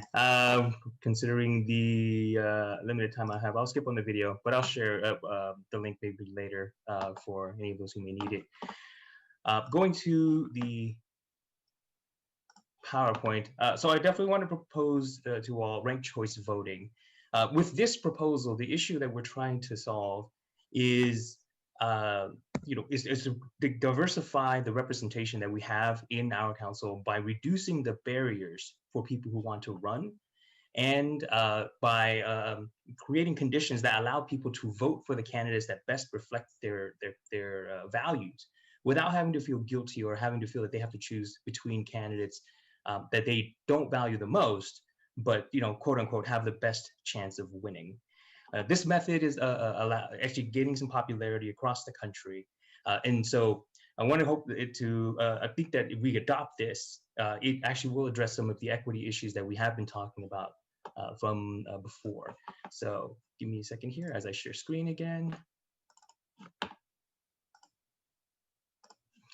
So currently, I'm sure all of us are familiar, the way that we vote in our traditional system is that all candidates run, if there are more than two candidates, or if there are only two candidates, the first contest is done during the primary, which in California occurs in March or in June, depending on what year it is. From there, if there are more than two candidates, the top two vote getters, if no one gets to a majority of the vote, moves into the November election. In effect, we're asking folks to run twice, to try to make it into the top two, and then to run again in November to try to get to the majority of the votes.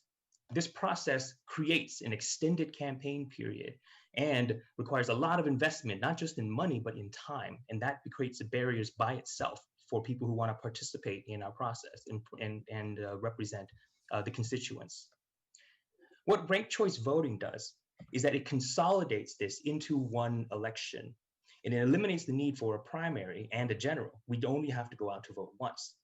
Using a ranked ballot, voters have the ability to rank preferences of candidate. So if, let's say, there are three candidates, you can vote for the one that you like the most, and then who your second choice would be, and then who your third choice would be.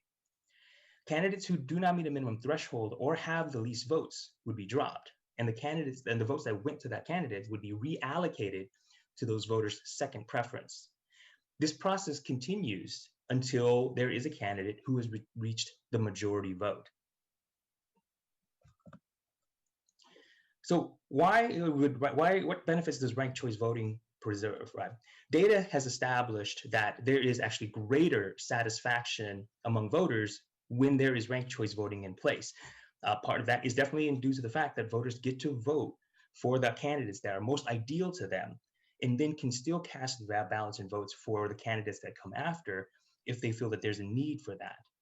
It also reduced cost because now you're talking about one campaign period rather than having it stretched out over two. We actually had a chance. I had a chance to communicate with Jessica Ho, who ran for San Francisco supervisor in 2018, and she actually was pretty candid. She came in second, and actually said that if she didn't, if it was an extended campaign term, she wouldn't have run at all because it was just too much to bear. And third, the ranked choice voting system promotes civility. The reason for this is because if you have to rely on second and third place votes, candidates do not want to alienate the voters who prefer others as a top priority and instead will campaign for second vote. So they will find ways to find commonality and build relationships with that voter base without going, and that can be destroyed by doing things like going negative.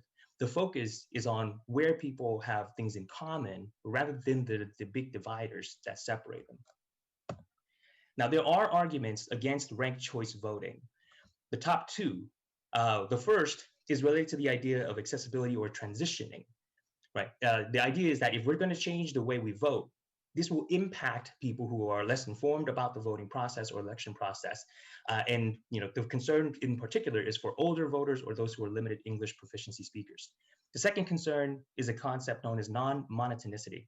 The simplest way to describe this is that ranked choice voting creates the possibility that a candidate can lose an election by getting more votes or win an election by getting less votes.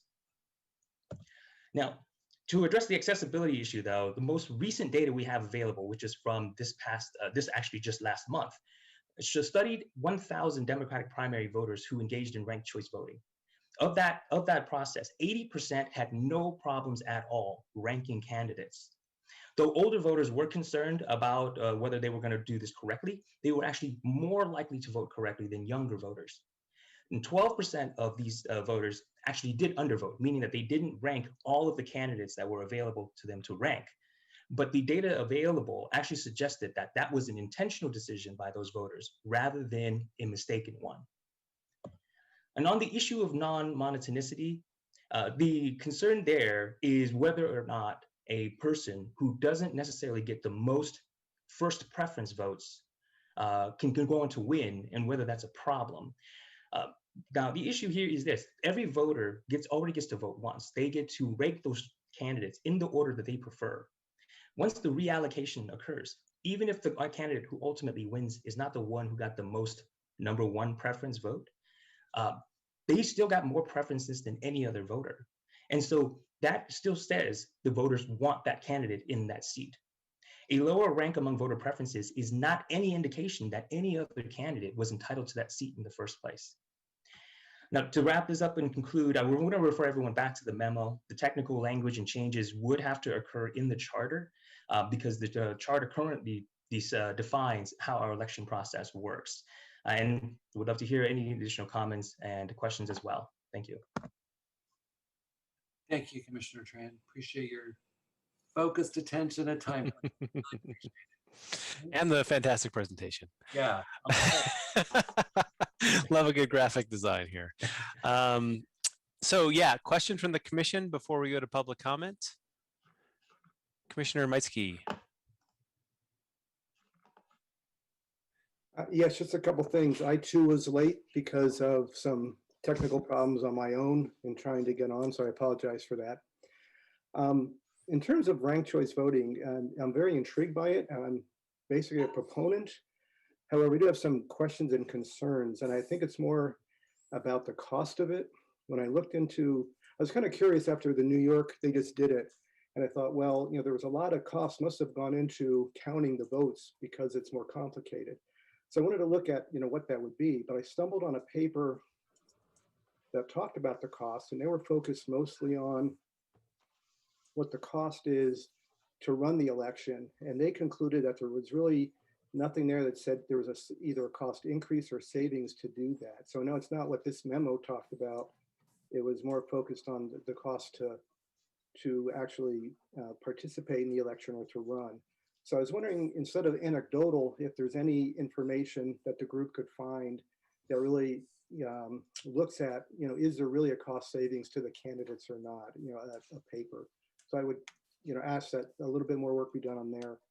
But then also when I looked at this, it made one comment that in the last century, 2/3 of the states and cities who implemented this went back to the other type of voting shortly thereafter. And they really focused that there's a lot of pitfalls in terms of implementation of this. So again, this is just one paper that I just read today. I thought maybe the team could look into that a little bit more. And if there are pitfalls in implementation, what would some best practices be if we were going to move this forward to suggest to the council? That's it. Thank you. Fantastic. Thank you. Great comments. Other comments and questions or questions for Commissioner Tran and subcommittee?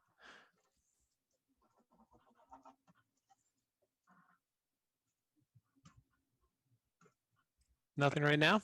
All right. Siegel. Oh, sorry about that. Commissioner Siegel. Hi, and thank you. It's actually for the prior subcommittee. I was hoping that Commissioner Percival could look into the question of the speaker, Robert Lagourny, and consider, or at least brief us on the idea of having all of the council positions be the same time as the presidential elections, so that the 5 city council members won't be getting elected in years where neither the mayor nor the president will be running. So that was just my comment. Thank you. Great, thanks. All right, sorry I missed you there, but I'm watching the stack now, and it looks like no other comments from commissioners right now. All right, let's move to the public. Members of the public that want to speak on the memo to the recommendation of the subcommittee on the ranked choice voting. I have Alina.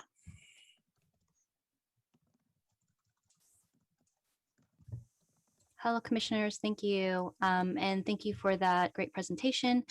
I am calling or speaking today in support of Commissioner Huistran's memo for the following 3 reasons. One is I believe that it's good. It represents good governance in consensus because it's consensus oriented, and ranked choice voting rewards candidates who can build diverse coalitions and develop support from a broadest range of voters. And I think that this would engender a culture of collaboration versus polarity and divisiveness. 2, I do think it's fiscally responsible. I think San Jose could project to save approximately $125,000 in the budget each year by switching to ranked choice voting and eliminating the cost of runoff elections. And then number 3 is representation, which is ranked choice voting would help ensure that the San Jose elected officials reflect the diversity in our city and promote representation of the historically underrepresented groups. And it's already creating a positive impact and representation in Bay Area cities since their adoption in Berkeley, Oakland, San Francisco, and San Leandro all have seen an increase in the percentage of candidates of color running for office. And it increases especially in female candidates and female candidates of color winning office. More to that, I feel that it helps women break through the structural barriers, and women candidates that face such barriers have improved their electoral outcomes. Over the last decade, 48% of women have won all municipal ranked choice voting elections, and now nearly half of all mayoral positions, of 46%. And I believe that this process, making these changes, is what equity looks like in action in the moment. And the charter amendment would create a swift, tried and true systemic change solutions that address representation and equity. And this would also align with the intention and initiatives of the Office of Racial Equity, as well as the community at large. Thank you. Thank you. Next speaker. Roland. Thank you, Mr. Chair. Well, on this one, I'm 100% against, and I'm going to explain to you why. Because it's a way that people have been using to rig elections, and I'm going to explain to you how it works. You have all heard of ABC, which is anyone but Cortese or anyone but Cindy. You know how that works. And I'm going to explain to you how it works with a choice ranking. You've got 2 candidates who basically get together and said, so candidate A and candidate B get together and said, there is no freaking way candidate C is going to get elected. And the way it works is that they tell the people who vote for them, so candidate A tells the people who vote for him to choose candidate B as their second choice. Candidate B, in turn, tells the people who are going to be voting for he or her to choose candidate A as their second choice. At that point in time, the only way that candidate C is going to win is that if candidate C has got an outright majority, as the first choice right off the bat. And that, I hope that you just understand what I explained to you, because I'm absolutely against this. Okay, this is not a fair way to run the elections, and I've seen it in San Francisco actually twice. Thank you. Thank you. Next speaker. Tessa Woodmansey. Oh, okay. Thank you so much. Well, I'm for the ranked choice voting. I mean, I really haven't done a whole lot of research on it, but the thing is, it's come up before, and I do support it because, things like, when I guess like Bernie Sanders or Al Gore or the more progressive people have run for election, or even whatever his name is, I can't think of, but when more progressive people run and they're worried that if it's a third party, that it, let's say in the federal elections, that, if you vote for that person who's more progressive, then, it'll make it difficult for let's say the Democrat to win, because they'll be splitting the vote. And so, I think the ranked choice would allow you to let your voice be heard, who you really want, versus, saying that you have to vote just the Democrat or Republican, just the two choices. And that's how, it's been even in our city elections. And so when you can at least have your voice known that you do want the more progressive candidate, the more green candidate, but that, there's always been this saying, don't do that, because then, the Republican will win or something like that. So by allowing us to have this ranked choice, it gives us more of a voice of what we really do want. And it doesn't, that if that person doesn't get it, at least, I think it goes to the second choice or something like that. It's not for naught, and it doesn't split the vote where, the wrong person will get into the electoral, which would be a Republican. So this is how, it gives us more of a chance to have our votes count and be listed for who we really want, but it doesn't split it where, so if that person doesn't get enough, then it will go to the second. Thank you. Next speaker. Robert Brownstein. Good evening. I'm still undecided on ranked choice voting, but I'm concerned about the following kind of scenario, and maybe somebody can answer this scenario to my satisfaction. So consider a situation in which 5 candidates are running. One wants to increase the minimum wage significantly, and 4 want to cut the minimum wage. And you've got ranked choice voting. So the people who want to increase the minimum wage will select, if they're rational, they'll select of the 4 who want to cut it, the one who wants to cut it the least. All the candidates who don't want to increase the minimum wage, want to cut it, they'll make their second choice one of the others who wants to reduce the minimum wage. The result is that somebody who wants to reduce the minimum wage will win, because people who want to increase the minimum wage will have no choice but to vote for somebody second who wants to cut it. And that's a kind of situation where I don't think consensus is a good outcome.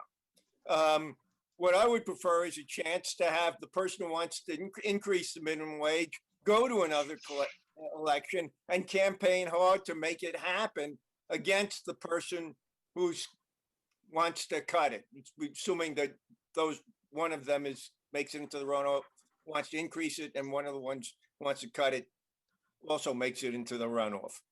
So maybe somebody can explain to me how that scenario will work in a positive way and not one in which people who are trying to make something positive happen end up electing somebody who will destroy it because they can only choose amongst candidates who have contrary views to their own. Thank you. Next speaker. Evan Ma. Evening, commissioners. My name is Kevin Ma with the South Bay Progressive Alliance. I'm speaking in favor of ranked choice voting. Ranked choice voting allows people to vote in their true interests without worrying about, if I vote for this candidate, will there be a spoiler for someone else? And it also encourages more people to run for a political office, because as we know, there's dangers with current political office is that due to the kind of overhanging spoiler effect, there's this tendency to the political establishment to only support one person and block everyone else out, because they don't want a situation where you have 5 people kind of split the vote to go to the runoff. And also, if we shorten it to one election cycle, allows people to better spend resources on that minimum time.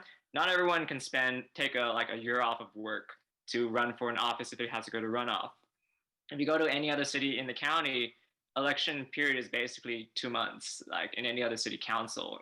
Just in San Jose, everything's obviously bigger, so that makes it a little harder. But inherently, if we want to see people that are quote unquote classic politicians, we do need to give everyone else the opportunity without being either destroyed in the amount of money you need to run in a runoff or in the main one, as well as just an idea it's in the future in the mayoral election, there's a lot of candidates already running. Maybe you like candidate A and B, but you can only vote for A, but you do want to give that preference. And for the people who've been talking about the kind of traction, those are already inherent with the current system. The current system is you can only vote for one and only one. If they couldn't make it, well, too bad. And from the New York example, New York implemented in their recent mayoral election, people didn't have a problem with the process. People had a problem with the tabulation. But the registrar of voters in our county already has systems that can already tabulate ranked choice voting ballots automatically with the existing setup. So there's not much change there. Thank you. Thank you. Next speaker. Sam Gordon. Hi there, you hear me? Yes. Good, thank you. Hi, members of the commission. My name is Sam Gordon, born and raised here in San Jose. I'm a volunteer for Californians for Electoral Reform. I think there's a lot of good reasons for ranked choice voting, but we did a small research project looking forward to seeing how much San Jose might be able to save by implementing it. So I'll go over that now. We looked back over the last 20 years to see how many runoffs and special elections we had, use that to project forward. Based on that, we made several assumptions. We're going to assume that incumbents tend to get reelected without a runoff, and that every time there is an open seat, there is a runoff. So based on those thoughts, and that we just had 2 runoffs in 2020 that cost a little over $50,000 each. Over the next 8-year period, there would be approximately 10 district runoffs and 1 mayoral runoff. That would equal an approximately $1 million in costs that we could be eliminated if we switch to ranked choice voting. So that amortizes to $125,000 a year the city could save by going to ranked choice voting. So that's the data we came up with, and I'm happy to share that with anyone if anyone wants to see the math, but I hope I explained it well, and do support ranked choice voting. Thank you very much. Thank you. Next speaker. Mira Karthik.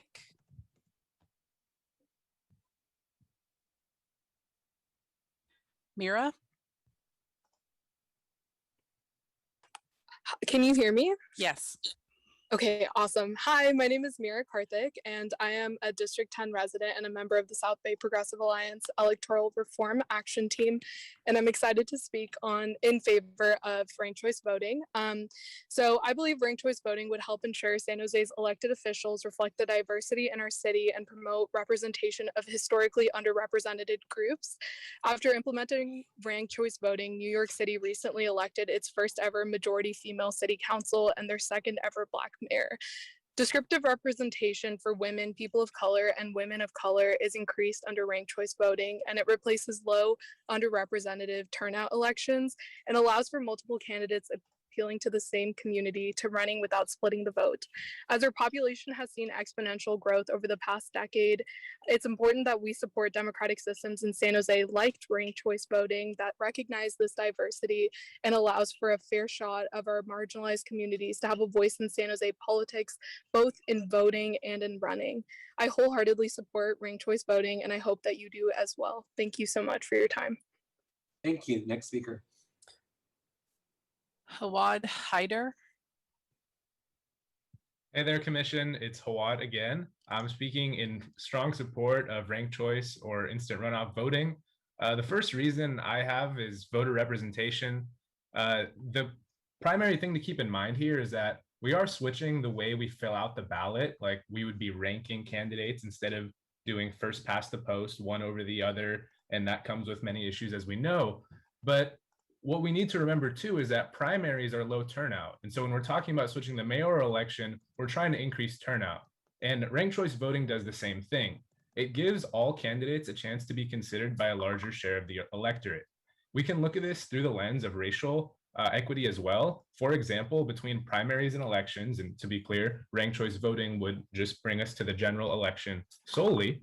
Latinx voters would see a 3.6 increase in their electoral power, rising from 15.2% of the voting bloc to 18.8. Now the citywide population is 33%, so that is an appreciable increase. Next, it's fiscally pragmatic and responsible. It saves money for the city and for candidates. When you have a runoff for city council, that's at least $50,000 more per election for the city specifically. Mayoral elections are way bigger than that, as you can imagine, about $700,000. This is money that could be used for registering voters, public campaign financing, whatever you like. Not only that, the candidates save money. You don't have 2 rounds of fundraising. I'm a young person who's involved in politics. I've worked with candidates who need to raise a lot of money. And if you can't do that as easily, then you're put at a disadvantage in the current system. We don't want a pay-to-play political system, and we're working around Citizens United at every level of government. So RCV has a positive impact in that regard. Berkeley has done it, Oakland, San Francisco, San Leandro, they've all seen an increase in the diversity of candidates, female candidates as well. New York City voters had very positive reviews. 95% found it simple to complete. 77% would prefer to use it again. Thank you. Next speaker. Lam Nguyen. Hello, everyone. Can you hear me? Yes. Hi there, this is Lam Nguyen. I've been a resident of San Jose essentially my entire life, and a resident of District 4 for a quarter of a century. My concerns about the non-implementation of ranked choice voting are very practical. I'm sure that anyone working in the political sphere, myself included, and half the people who made comments, and most of you on the commission, have a sense of political exhaustion that comes around during the campaign season because of the primary. And I feel like because of the current structure of our election system, there's almost constantly a campaign, which is, of course, exhausting for us inside of the political sphere, as well as very, very exhausting for those outside of the political sphere who we are trying to engage. And if the engagement is the primary motivator for what we're trying to do here, the engagement itself is something that we have to have as our core tenet when we're making these types of decisions to change policy. And I think that going to a ranked choice voting system will ensure that there is a lot more participation from both the electorate as well as the candidates themselves. Having to make a choice between 9 months or 12 months or 16 months or 18 months when it comes to running a political campaign, if you're a working class person, is a very, very tough choice for a lot of people to make. And there are quite a few qualified candidates who speak for the communities in which they're representing that don't get a chance to do that because they simply cannot sacrifice either the time or the energy in order to run. And so for me, it seems like a no-brainer. It seems like a practical solution that serves the political process, allows people to become far more informed, and allows candidates who would not have a chance to run otherwise the ability to do so without sacrificing too much of their own personal life. And that's it for me. Thank you. Next speaker. That was the final speaker. Awesome. Thank you again to members of the public for your thoughtful comments tonight about ranked choice voting. Our next item is going to be the expanding of the size of the council.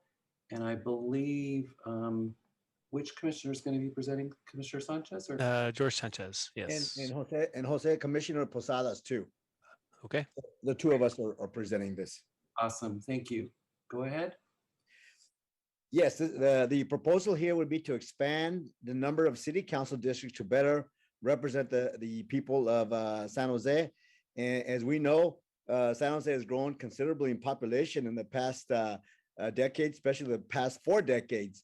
And so the number of constituents has grown considerably. Originally, San Jose was governed by a 7-member city council elected citywide. And then when the voters passed Measure F, it established 11-member city council, which of course is the 10 council members plus the mayor. And the population of San Jose in 1980 was 629,442, where each council member represented 63,000 residents. And today, each council member represents over 100,000 residents. So you can see there's almost been a 40,000 increase in population per council district. So this proposal, we're trying to address the increase in population in San Jose during the past 40 years, and increasing the number of council districts would reduce the number of residents per council district. This would ensure a better representation of each council district. And number 2, Commissioner Posadas, do you want to do number 2?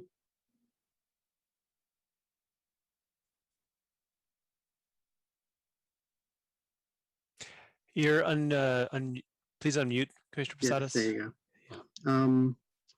Until the reform made possible by district elections, our Black, Indigenous, and people of color had been largely unrepresented in the city council.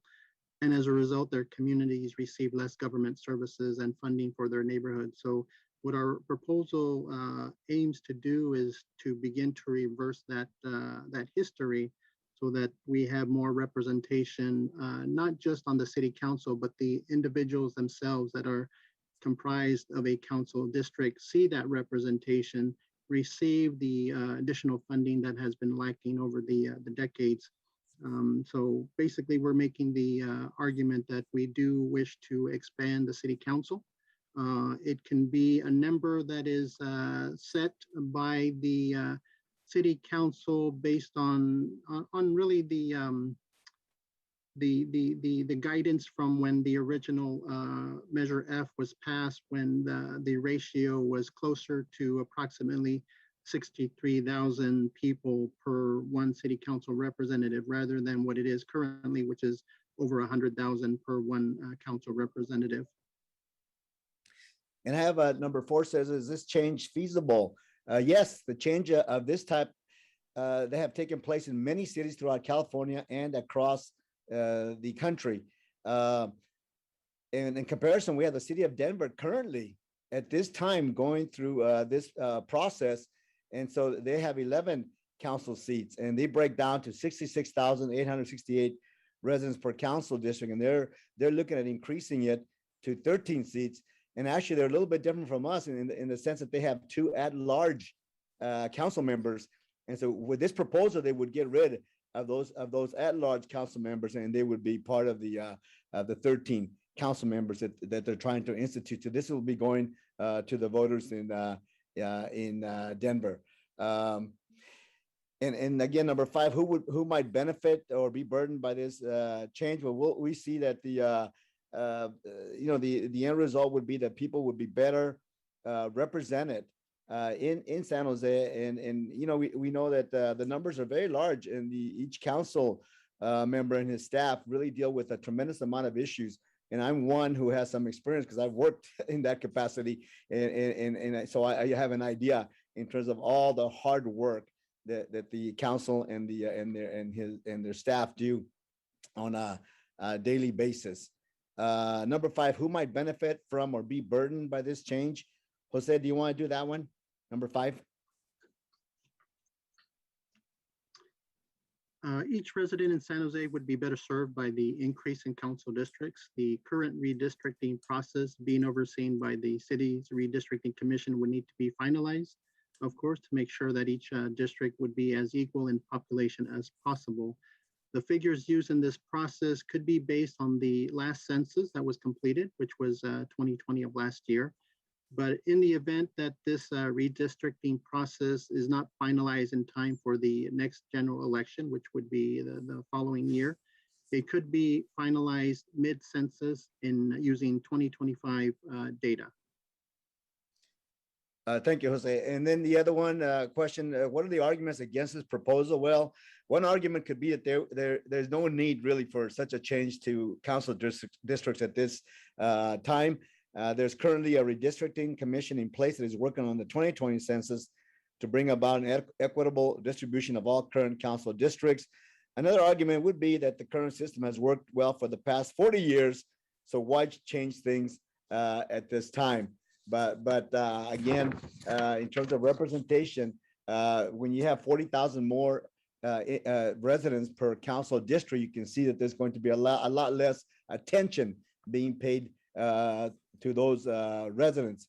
In terms of the charter revision, there definitely would have to be a change that would be required to the city charter, but we believe the change could come about through the action of the city council to move forward on such a proposal. The citizens of San Jose would ultimately decide whether to add council districts or not, and that's what happened in Denver. That has to go to the voters, and the voters will have the ultimate make the ultimate decision, and that's what would happen here with us here in San Jose. Jose, do you want to do number 8? Yeah, so basically in conclusion, we feel that district representation helps to promote the diversity of neighborhoods that are reflected on the city council. It also aids in representing the diversity of opinions, backgrounds, cultures, and experiences from various communities within our district. And that is the reason why we're proposing to expand the city council. Thank you, Jose. And just to finish off, we want to thank Commissioner Percival because he's the one that gave us a lot of the information and got our thought process going in terms of, hey, how can we make the governance of San Jose more effective? How can we have our citizens better represented in City Hall? And that's the reason why we decided to move forward with this proposal. If you went to 11 members in the City Council, the number would be 93,454. If you went to 12 members, then you would drop to 85,666, 13, 79,000, 14, 73,000, and 15. You'd be getting pretty close to the original number that we had here in San Jose. So again, we feel that it's in the best interest really of the city to move forward and have a change made, and that we end up increasing the number of council districts.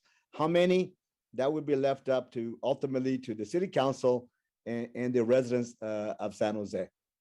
So that's our proposal, and hopefully it'll be received warmly out there. Thank you very much. Thank you, Commissioner Sanchez and Commissioner Posada. Lawrence, you want to take questions? Yes. Any questions from our commissioners about this proposal? Commissioner Fuentes. Thank you. You might have covered this, but I'm just wondering why you did not, it sounds like you did not identify how many more we would be recommending. Is that correct? Yeah, and I didn't. We didn't recommend that, Jose. And Why? We didn't recommend that because that's up to the city council. We don't want to tell them, well, increase it by 2 or 3 or 4. I think the city council would have to take a look at a number that they would feel comfortable with, and that they would move forward to the voters who would have the ultimate choice. And that's why we kind of stayed away. I would like to personally, on a personal basis, I like to see it increase at least to 12, maybe 13. But again, that's only a suggestion from myself. Ultimately, the city council would have to do the recommendation to the voters of San Jose. Okay, so excuse me. So your subcommittee Yes, decided not to set a number. that's correct. However, it's still, if we support this proposal, Yes. would this commission be able to really look at that question? Because it seems a really important question. And if we could say, well, add 2, Sure. or something like that, it would be more I mean, they can always change it, but at least Absolutely. we would have Yes, done some more homework to really yes, think it through. Okay. Thank you. absolutely. And then, yeah, that would be up to the full committee. So we just, this is just kind of a proposal from the subcommittee, but we know the full committee really has to feel comfortable and vote on it to move it forward, you know. So we'll see what happens there. Thank you, Maria, for that. Thank you. And I do just want to note that there is some mention of the redistricting commission in this memo, which, you know, I guess is a question in my mind of how that plays in here. But in just to point people to the memo that there is on question number 5, some deference to the redistricting commission's work and their involvement in any kind of decision. Correct. Other clarifying questions or comments on this? Commissioner Matsumura. Thanks, and thank you for the presentation. I was wondering if you could just go over again how you picture the timeline of this working. Well, I think in terms of the timeline, because we're doing the proposal today, you know, a very preliminary proposal, it would have to go for more discussion among the full commission and see where what the comfort level is there of everyone in order to move it forward and see whether it's something that we really want to go ahead and be behind such a proposal. So again, it's a preliminary proposal, hoping that we can, you know, have the full committee be involved with it and accept it, you know. But again, it's all up to the committee, the full committee. And I'm sorry, just to clarify my question, I meant assuming that the commission ultimately put forth a recommendation for this. Yes. I think that I'm not sure how that would align with the redistricting commission's work, but they couldn't change the districts until the voters had approved it. So then I think that right would be more like sort of your mid-decade scenario. But that was wondering if that was what I was wondering if you could help me understand how you're playing. Yeah, that's right. Because redistricting is going on right now, as we know, you know, and again, looking at parity or somewhat parity between all the districts. And so it would be probably in all likelihood be something that would be pushed forward to mid-decade, you know, and that's what we're looking at if the decision is made. And that's, again, decisions that would have to be made later on by the city council itself in terms of moving, if they decide to move it forward to the voters. So that's something that again, subject to debate later on in terms of who really is going to redistrict now all the council districts, you know. And so anyway, but that's an important question that has to be would have to be resolved if we move forward, you know, with the proposal.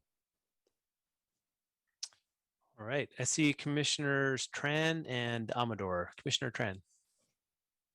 Thank you. And if it helps provide some context, the subcommittee's recommendation here is general. And the reason is because we recognize that redistricting is not an easy task. We recognize that there's a lot of information that has to go into how to shape a district, how big a district it should be, how many seats there should be. And we recognize that that's a process that requires a lot of input, a lot of research, a lot of study. The only information, the information that really, I think, drove me to support this is that the number of residents that each council member represented in 1978 when the 10 districts were created is far below what they are representing today. And that tells us that we do need to make an assessment about this. Getting into the timing and into the logistics and all of that to be just to be straightforward, right? We just don't have the resources or the time to answer that question. And so we thought that at a base level, we just needed to put forward this recommendation so we can start the process. And I think along the way, there will be a lot of questions that get asked and then a lot of information that gets shared. Great, thank you. Commissioner Amador. Yes, thank you. Thank you, Commissioner Posadas, and thank you, Commissioner Sanchez. My question is a little bit more on how much, and if it was looked into how much it would cost the voters to add this extra seats. As we know, the City Council has I believe city councils have their own suites and then their staff have a place. So I do want to know if you guys looked into the cost of that, you know, the amenities, and as well as the cost of adding it to the boaters. And the answer would be no. We really have not looked at the finances, but we know that of course there would be some budgets involved, especially if you're if you're expanding into 2 or 3 or 4 more council districts. Of course, you would have to take a look at the room for the council people to be in. Where they're going to be, where they're going to be located, so on. And we know the 18th floor is kind of crowded already with the 10 council districts there and the mayor. So it's something that would have to be taking a look at in the future if the proposal moves forward to that point.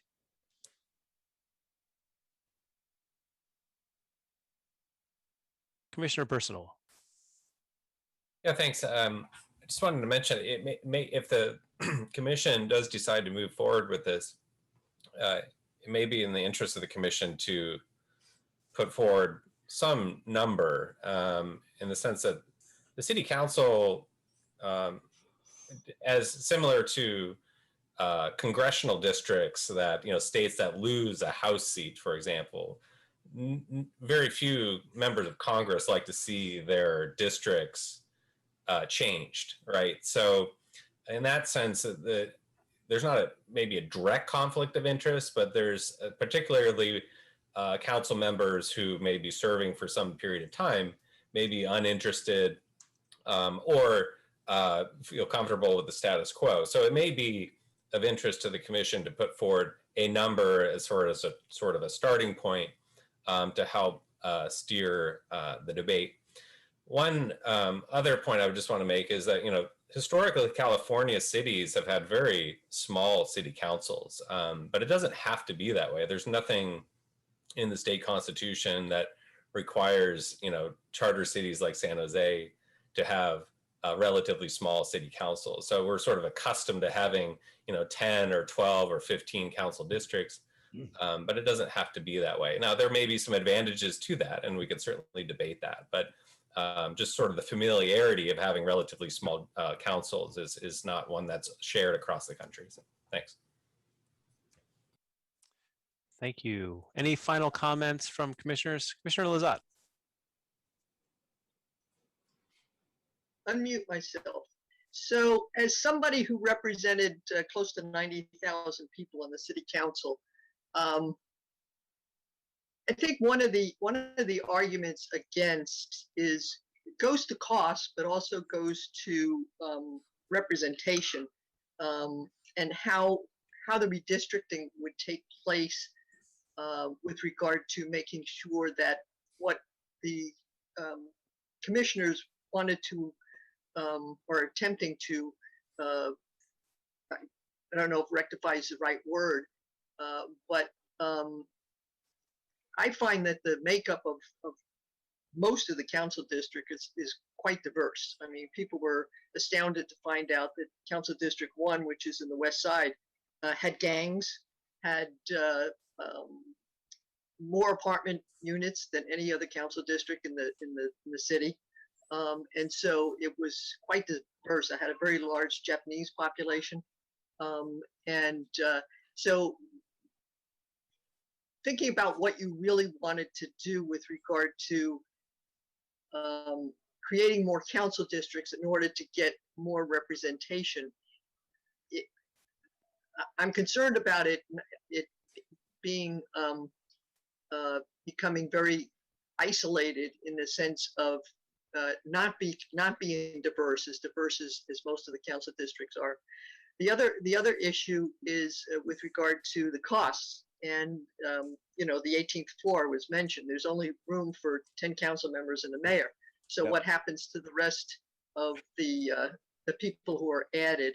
And would the community be served more by having a council member who represented, say, 80,000 people as opposed to 100,000, or would they represented more by using the money that would cost to add say 2 council members, adding that money to the budgets of the council offices so that they can have more staff to interact with their constituents. And I think it comes down to leadership, and it comes down to staff in your ability to function as a council member and truly represent your district. And so I think that's I just wanted to throw that out as somebody who represented nearly 90,000 people. I had a tremendous staff, and I think we did a pretty good job. So got to weigh the cost of retrofitting City Hall, having staff, 5 more people on each council office, as opposed to using that money to beef up the council districts and the staff of the council districts you already have. So it's a trade-off, and I just wanted to add my perspective as a former council member. Thank you. Thank you. That was good points. Very good points. Thank you. Commissioner Matsumura. Thank you. Just very briefly, I wanted to follow up on Commissioner Percival's last point to ask if you could share the examples of the numbers of council members in other cities, just to help Californians expand our imaginations. I think, for example, Chicago and New York are much larger. Yeah, is that okay? Please. Yeah, if I can respond to that. Yeah. Right. So Commissioner Matsumura, yeah, it's a great question. I was just sort of pulling up some of the data the subcommittee was working with. Chicago, for example, has a city council of 50. New York has 51. In California, however, San Jose's council member to population ratio is actually smaller than cities like San Diego. San Diego has a council member or council size of 9, 1 council member per 156,000 people. Los Angeles actually has the greatest disparity, 1 council member per 260,000 population based on 2019 population figures. Fresno has a council size of 7, Oakland 8. So, one factor to consider is certainly San Jose relative to these other cities. Other California cities, other places, Denver, as George mentioned, Austin has a council of 10, but also San Jose relative to what it used to be in terms of council members per population. So sort of comparing sort of within San Jose, but also these other cities as well. Thank you. Another hand from Commissioner Amador. Yes, thank you, Commissioner Percival. My other question is, as we're seeing the city grow, right, would it be also, we know that we don't visit the charger as much as we would like. Yeah. And so would it be possible to also add, like after this amount, there needs to be added another seat if that is something that as a charter, we want to move forward, and eventually, if the council wants to do that, would that be possible to add, just so we're not stuck with this where it went from, 60,000, now we're at 100,000. And so would that be something possible to add to the charter review? I think that would be a possibility, but I think something that would have to be looked at in terms of changing the charter and putting, putting the wording in there to account for that the increase of population would go ahead and maybe move the council to add 1 more seat. So again, that's a good discussion for the future at this time. Great, thank you. I see Commissioner Lazat and Commissioner Meisky. Commissioner Lazat. Yes, at a minimum, it would have to be adding 2 council seats because you have to have an odd number. Yes. Right now we have 11, 10 council members and a mayor.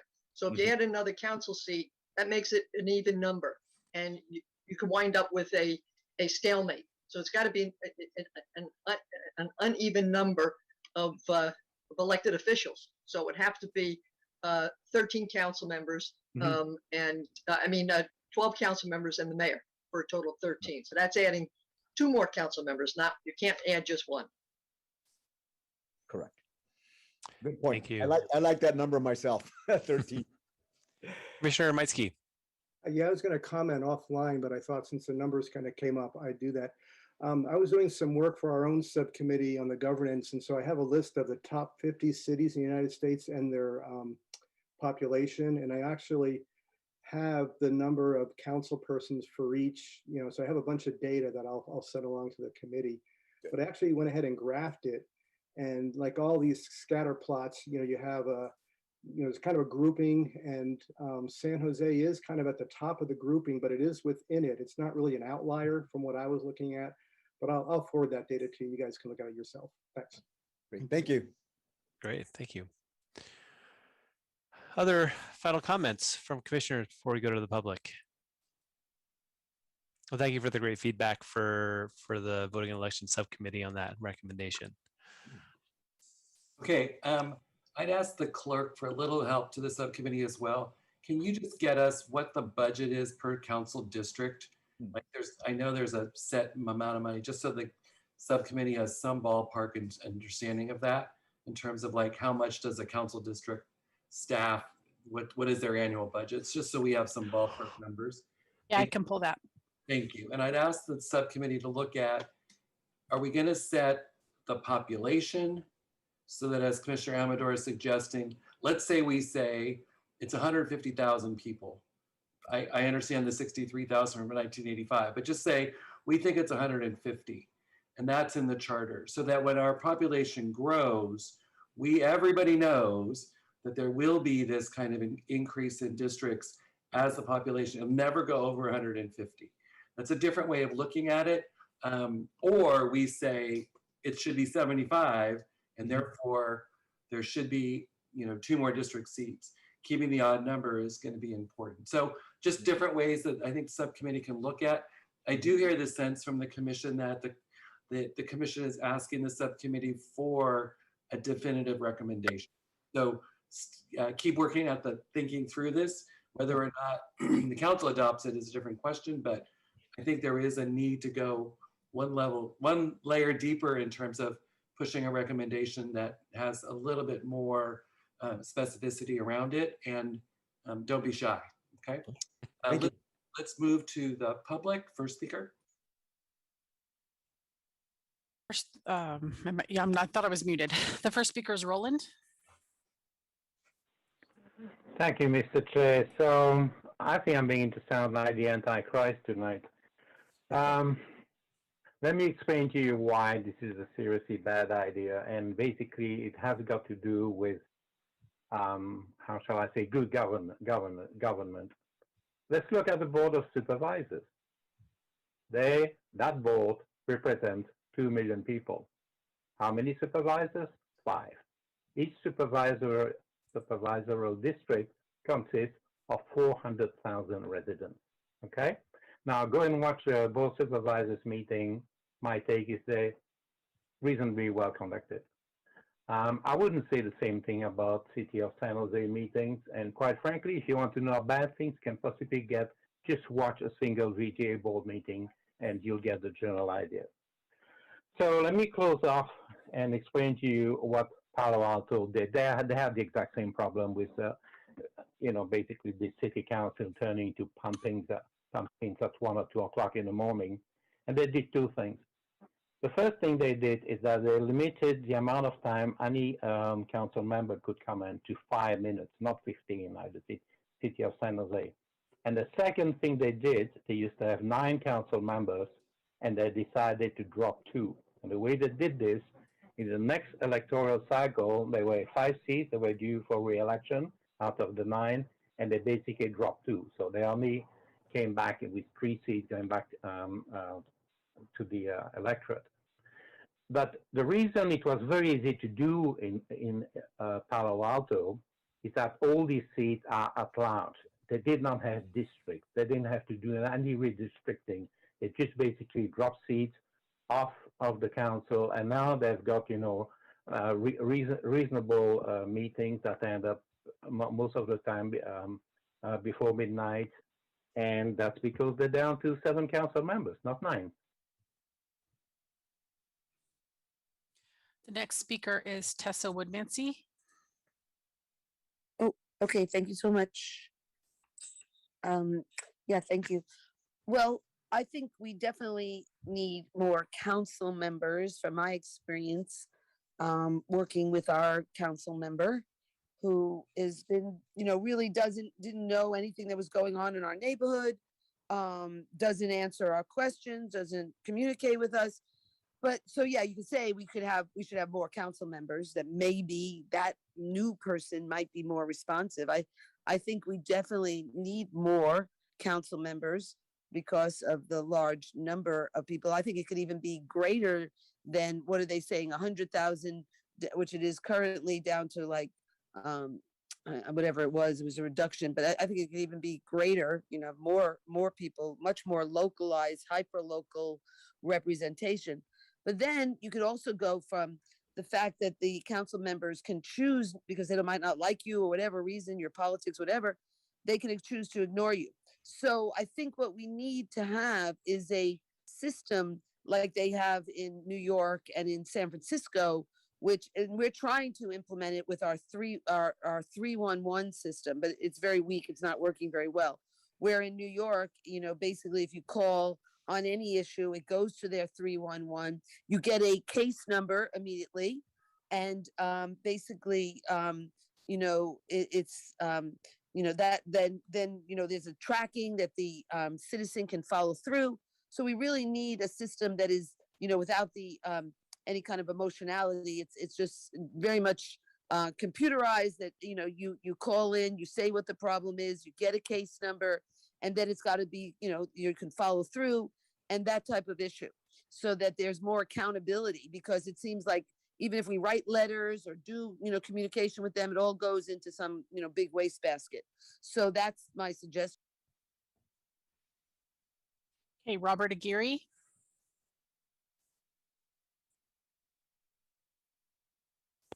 Okay, yeah, Robert Aguirre. Yeah, somebody was mentioning about the difficulty because they're on the 18th floor. I would just say that you could put people on more than one floor anyway. You're splitting them up when you're voting anyway. So, but I think the bigger problem would be the dais. Right now, the way that is built in the rotunda is that it's going to be really difficult to expand it. And right now we're adding two. What's going to happen in the future if we decide to add two more after that, But I still think it's a good idea to do it anyway. Construction can always be done to remodel or knock it down and build a new one. I don't know. Seems pretty crazy we're doing this stuff anyway. But anyway, that's it. That's all I got to say. Thank you. Next speaker. Alina.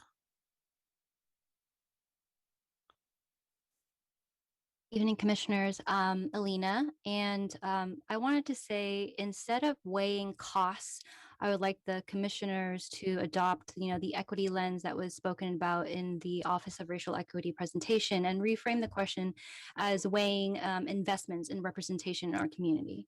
When it comes to increasing equity, a requirement is needed to invest in the tools, systems, process that increase such. You can't keep using money as a reason not to invest in more equitable systems. And I don't think the fixation of one-time costs of figuring out how to improve representation is a good argument not to innovate. Might this trigger some other updates? Yes, but this is how systemic change works. I'd also like to make an analogy of a classroom size. And so the smaller the constituency, the better quality of service that we have and better relationship that we have with our elected representatives. Additionally, the thought of council being diverse enough in response to Commissioner Lizotte's statement, I think that should come from the communities of color who hold the lived experiences of lack of representation, and not from people who do not hold that experience.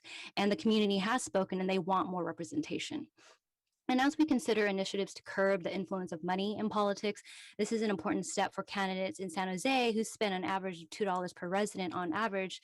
And, so this would make for a smaller constituency, running for office a little bit more affordable and remove the economic barrier to serving your community.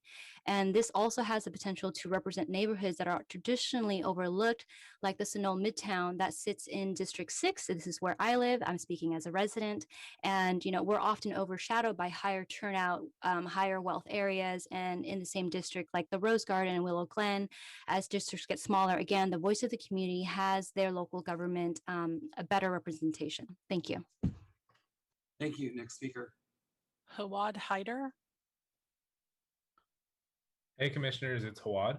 I wanted to first answer a previous speaker who mentioned a comparison to county boards of supervisors and just say that that is actually required by California Government Code Section 25,000. It requires 5 members boards of supervisors. We could debate about the merits of that tonight, but we're kind of looking at the city specifically. And so what I'm asking the commissioners to consider, especially taking into account the data of the ratios. Now, LA is doing very poorly in my view, over 250,000 per people per representative. But from 1978 until now, we went from 59,000 people per representative. Now we're in the 6 digits. That can't be good. So do council members do their job better when they're answering to 6 digits of constituents or less? Personally, I support going to 12, 14, 16, 18, 20. But the reason I say all of those and not just one is because we do need to do our homework on that. But right now, what we need to build consensus around is the fact that an increase is going to be better for representation. It's not about the 10th floor. It's not about the dice and the woodworking. It's not even about whether council members are doing a good job right now, because we're imagining a new system or a big change in the system. That's what ranked choice voting would be, in my view, for the better. It's what the mayoral change would be, again, in my view, for the better. And so what I'm asking the commissioners to imagine is implementing those things and seeing how we improve representation, seeing how we improve voter turnout, and seeing overall how this improves to a better run and more democratic city of San Jose. So the districts now are inevitably affected by historical inequities, especially redlining. This changes who we get into office by district, and the population estimates will change through redistricting. But again, please, let's focus on having more people representing the fact that the city has grown so much in the last 43 years. Thank you. Next speaker. Kevin Ma. Hi there, I'm Kevin Ma in support of expanding the council size. Obviously, the number we will expand it to is a question of its own. LA has a 15-member body. Chicago has a 50-member body. Inherently, those are bringing different kind of cultures, but inherently the point of councils are districts are to represent communities of interest. So it'll be actually very interesting to look at how the redistricting mission is looking at communities of interest to figure out if there's any community that has been just completely left out, because with 10 districts, you can always get bundled up with bigger neighborhoods that just completely drown out your voice, which always leads to this feeling of being underserved because the community of interest is just not large enough to perhaps make a big enough dent in the local council elections. And that's a bad thing because the district is supposed to represent all members of the district, but inherently it kind of does depend on the voting base, which is an unfortunate byproduct of the system. And to this question of we're not doing terribly compared to other cities is not exactly the greatest comparison. We always want to provide a government that is most responsive to the people who live in the city. And inherently, comparing ourselves to one council district is the entire size of the city of Santa Clara, which has a 6th district plus a mayor.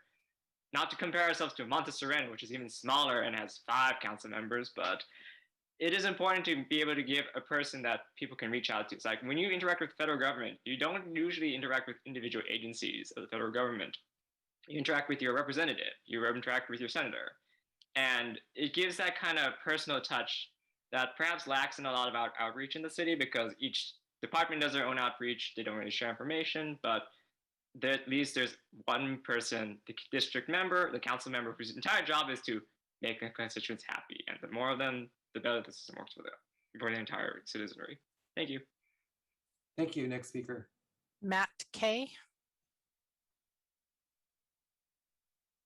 Hi, everybody. Matt King from Sacred Heart Community Service. At this point, folks have brought up what I wanted to bring up, so I'll just quickly reiterate some things. As people have said, I think it's it's a little disappointing that this went right into like, oh, it'll cost money, it'll be too hard.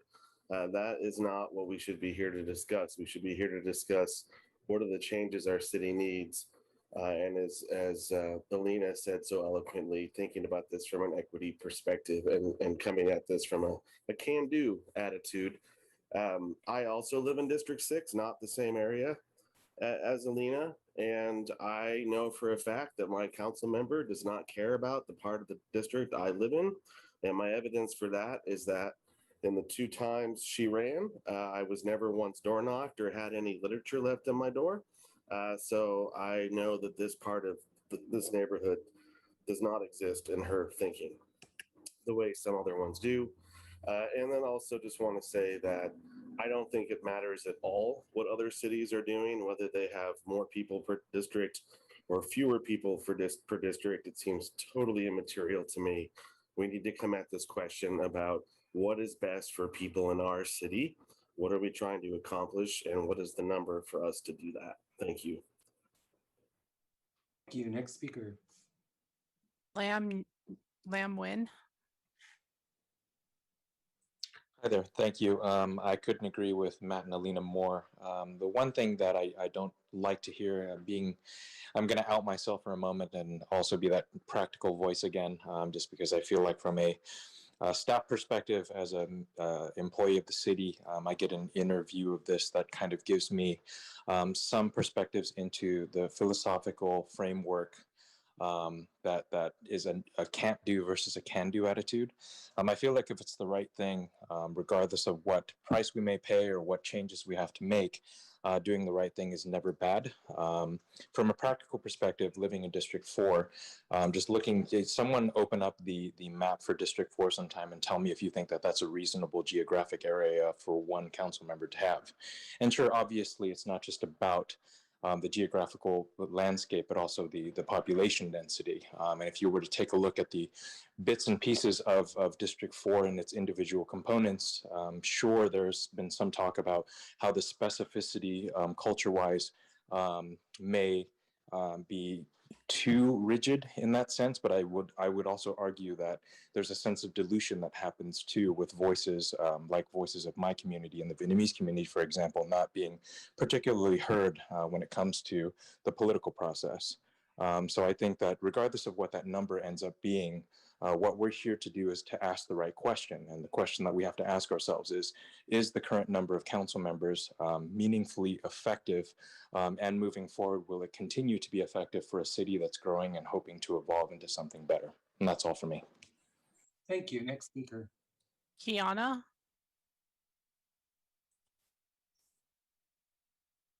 Hello, my name is Kiana Simmons and I'm with Hero Tent. I just wanted to keep my comment short and simple and just say that for the past year, as I've gotten more involved in San Jose politics and interested in communicating with my elected officials directly, I've known it's been incredibly hard to get a hold of them, and a part of that isn't always their fault.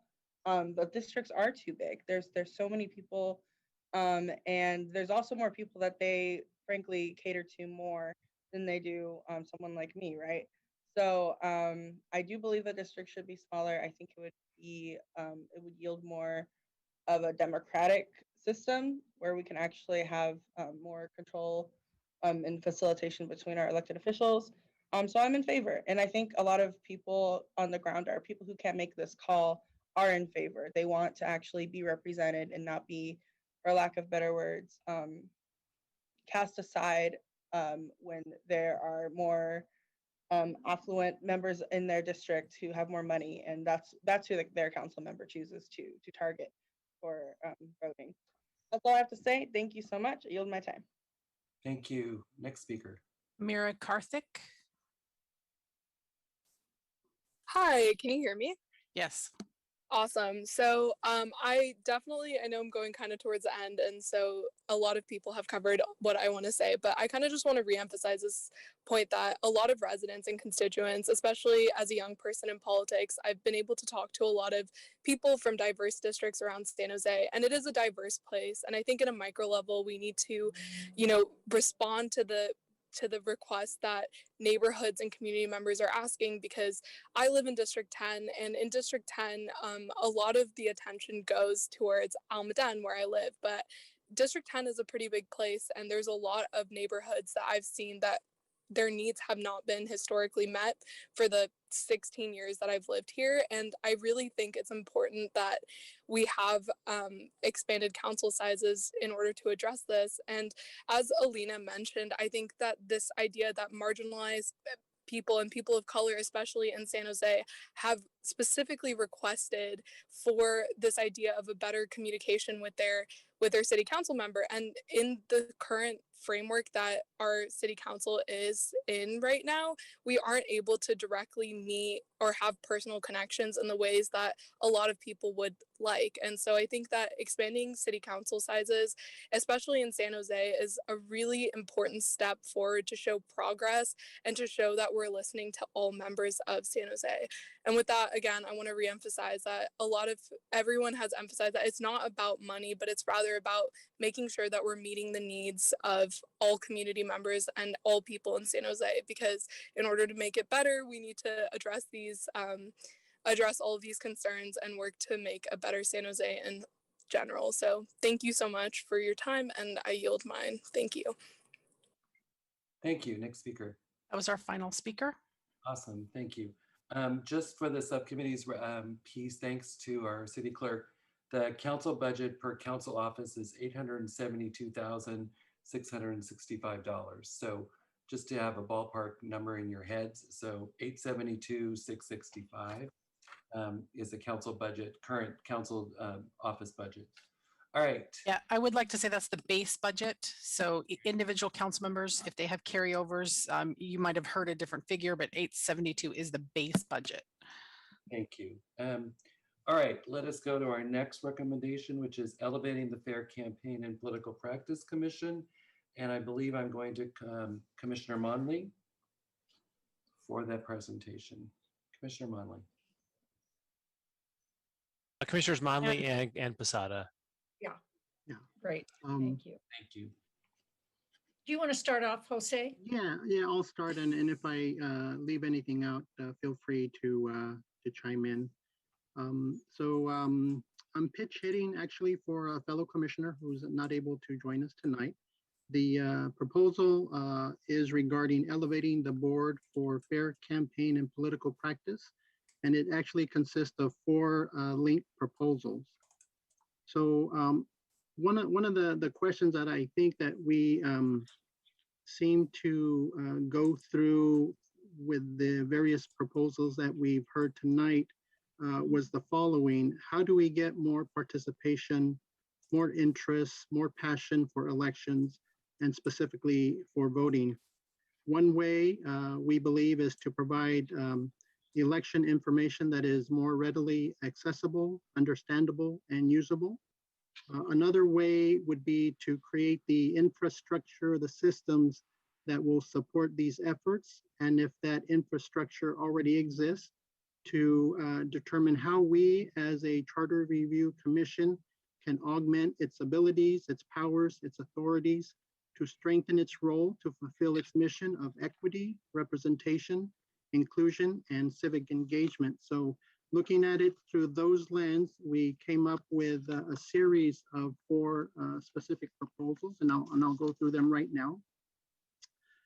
Regarding the reference to infrastructure and systems, the first proposal will be to elevate the San Jose Board of Fair Campaign and Political Practices from the municipal code to the city charter, and create new targeted responsibilities for the board to oversee in administrating elections. We would add this amendment under Article 10, I should say, of the city charter. The second proposal would be regarding the use of information that is readily accessible and understandable and usable, would be either to direct the city clerk's office or an appropriate entity that is finalized over our conversations to revamp the city webpage pertaining to council and mayoral elections, including a spreadsheet or document highlighting independent expenditures, supporting respective candidates, of which is to be maintained frequently and to more closely resemble some of the other existing sites that are currently used by other cities such as San Francisco and San Diego. The third proposal would be to implement a small donor matching fund system where the city of San Jose will match individual contributions for both the mayoral and San Jose City Council elections at a ratio to be determined by the council and approved by the voters of San Jose. So that would be in keeping in line with the issues of the equity and engagement. And the fourth proposal that we identified relates to the historical disenfranchisement here in the city. And that would be to expand the charge for the board for campaigns and political practices to study and assess recommendations that address historical disenfranchisement, including but not limited to creating a budget for and support outreach organizations, 2, setting policy for voting centers and drop-off boxes in equal proportions and distances in each district throughout the city, and 3, to set policy for reaching out to incarcerated teens in an effort to educate and guide them to the personal power of their voice.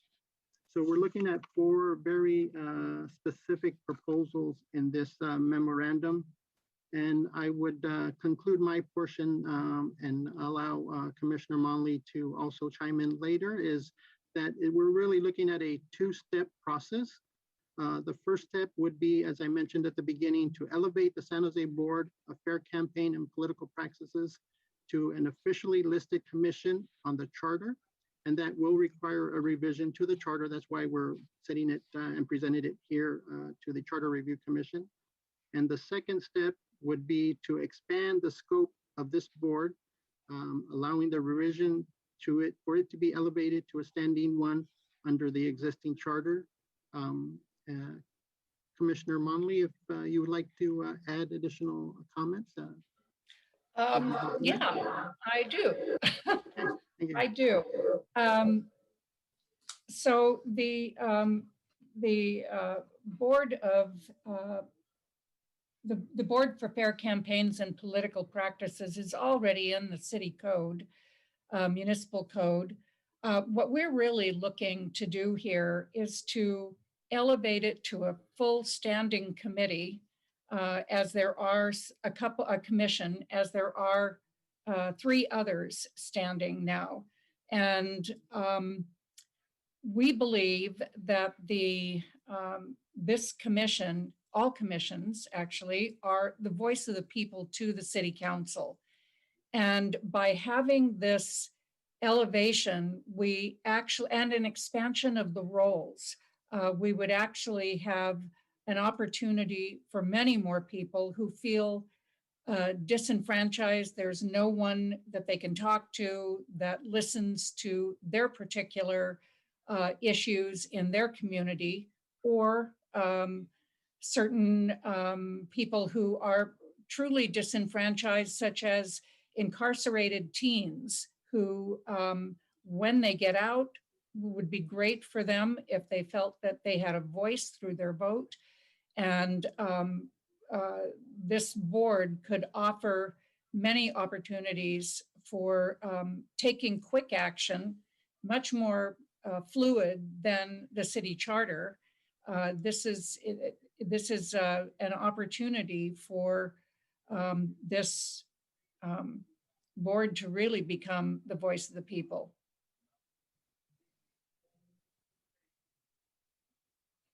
Thank you, All right. Conley and Commissioner Posadas. Thank you both. Feedback, questions from commissioners? Thoughts on this recommendation or set of related recommendations as of right now? Commissioner Matsumura. Thank you to you both for the presentation and to the committee for your work on it. I believe it was Commissioner Monley who mentioned that there are either currently 3 commissions recognized in the charter, or this would make the 3rd. I would love a reminder on what those are, and just a little more walkthrough of the committee's thinking on how it is different for a commission to be codified in the charter versus in the city code. The three commissions, let me see if I can do them off the top of my head. There is the Civil Service Commission, the Salary Setting Commission, and the Planning Commission? I'm sorry? Planning Commission?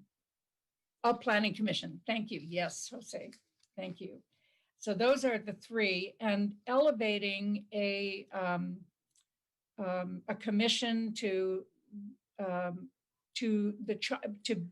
the charter gives it more power, gives it more standing overall, and will allow policy to be made better and for longer term. And did you have something to say on that too, Jose? Or I think I would just be reiterating what you mentioned, which is it really gives it more weight, more force in its practices as it's overseeing elections. Great, thank you both. Other questions on this recommendation before we go to the public?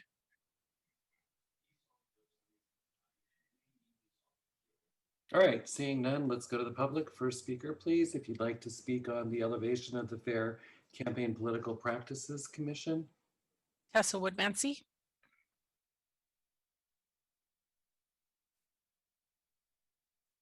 Tessa?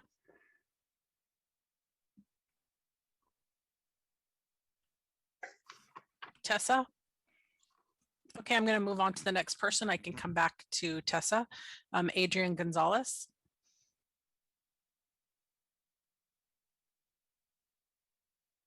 Go ahead, Adrian. Good evening. My name is Adrian Gonzalez, and I'm chair of the Board of Fair Campaign and Political Practices. I'm here tonight on behalf of the board to support this proposal to protect the board and the city charter and guarantee a sufficient budget for us to fulfill our duties to monitor and enforce our campaign finance laws. To paraphrase the Institute for Local Government, one of the key goals for creating an ethics commission is to enhance public trust by assigning ethics enforcement to an independent entity so that the public can feel confident that political actors subject to enforcement are not the same people influencing the enforcement. But here in San Jose, that is not exactly the case. Our ethics commission has no staff, aside from a small contract for an outside law firm that is largely restricted to reactive, complaint-based investigations. So when former or current council members express frustration over technical non-compliance issues, keep in mind that the council creates our election laws. They're the only body with the authority to change these laws, and they have charged the commission with enforcing these laws. And prior councils have consistently made the decision to underfund our ethics oversight so that we have no dedicated staff or resources to educate campaign committees on complying with our local laws. This subsequently leads to candidates using the commission and city clerk as scapegoats whenever non-compliance issues get picked up in the media, usually resulting in the council changing our name and duties, despite the fact that we were never appropriated the resources to be successful in our job to begin with. I hope you make the right decision in advancing this policy proposal so that we can align our structure and resources with almost every other ethics commission in California and insulate our commission from political interference. Thank you. Thank you. Next speaker. Tessa Woodmansey. Yes, thank you. You can hear me? Yes. Okay, good, thanks. Well, I think that what we're looking at is having public money to support campaigns. And I think that's very important. As we saw with the corruption of our Republican valued politicians with Dev Davis in the last election, and where, you know, the SVO, which basically, you know, is the, you know, the businesses, the corporations, you know, greasing the palms, and it's a quid pro quo. And we've seen this. And this is what has got to stop, is the quid pro quo. You scratch my back, I'll scratch yours. And this is what the corporations have done continuously, and so that has got to stop. And I think we definitely have to have public financing of campaigns to remove that quid pro quo in our politicians, and that they serve the people, not the corporations who are funding their campaigns. And this has been the problem throughout. We see it at the federal government, and it's been going on. And we're at we're at the abyss now, where every step we take is very critical in terms of our global heating and the catastrophes that we're going to be facing. And so we really need businesses to be out of the equation, because it's their influence that has brought us to this abyss. And so we definitely want to, in any way, be leaders of public financing of our campaigns, to take the corporations and the businesses out of it and do the work of the people, not the businesses. And so that's a very critical step. And I hope that's what we're talking about now, because that's something we see we need through all levels of government. Jeffrey Buchanan. Members of the commission, Jeffrey Buchanan on behalf of Working Partnerships USA.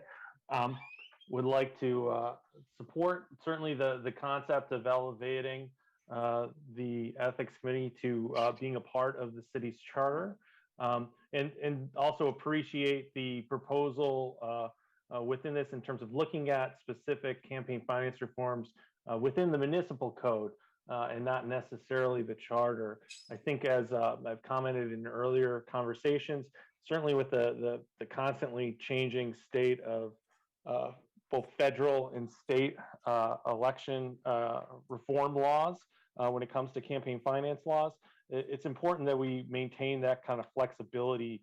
And so while I support the concept of looking at what the most appropriate format of San Jose adopting publicly financed campaigns may be, certainly agree with the commissioners proposing to look at that within the framework of the municipal code. In addition to the proposals that were presented before you in terms of possible additions to the municipal code and dealing with campaign finance reform, would encourage the commission to support the proposals first put forward by Councilmember Sergio Jimenez that dealt with not just exploring publicly financed campaigns, but looking at what kinds of limitations may be feasible in terms of limiting corporate influenced or foreign influenced corporations and their donations to independent expenditure accounts, building on the experience of what we've seen in the city of Seattle and some of the other proposals, including the campaign finance reforms first proposed within the Fair Elections Initiative. Thank you so much. Robert Brownstein. Good evening. The idea of putting the Fair Campaign Board into the charter is probably a sound one, as is increasing the resources available to it. But I want to speak about the challenges associated with expanding the role of the board. And there's two really difficult things that need to be worked out. The first is because this board has a primary responsibility to deal with adjudicating campaign violations, the people who are placed on the board are as remote from actual politics as you can get. And that makes sense. You want them to be removed. But if then those are the people that you want to work on issues of trying to increase people's political access to the city and into decision making, one could argue that they may not have the best experience and background to do that because of the very factors that made them appropriate for adjudicating campaign violations. Also, this is clearly demonstrated by the existing staff of the contract that the board has, because they handle complaints regarding campaign violations, and because many of them are motivated by other campaigns, competing campaigns, they rarely look at complaints as being based on a positive idea for the city, a positive ethical view, a positive way of improving the way San Jose is governed. They view issues that are brought before the commission with suspicion and reluctance for the commission to take action. So expanding the role is going to be difficult because of these factors. Thank you. Thank you. Next speaker. Roland.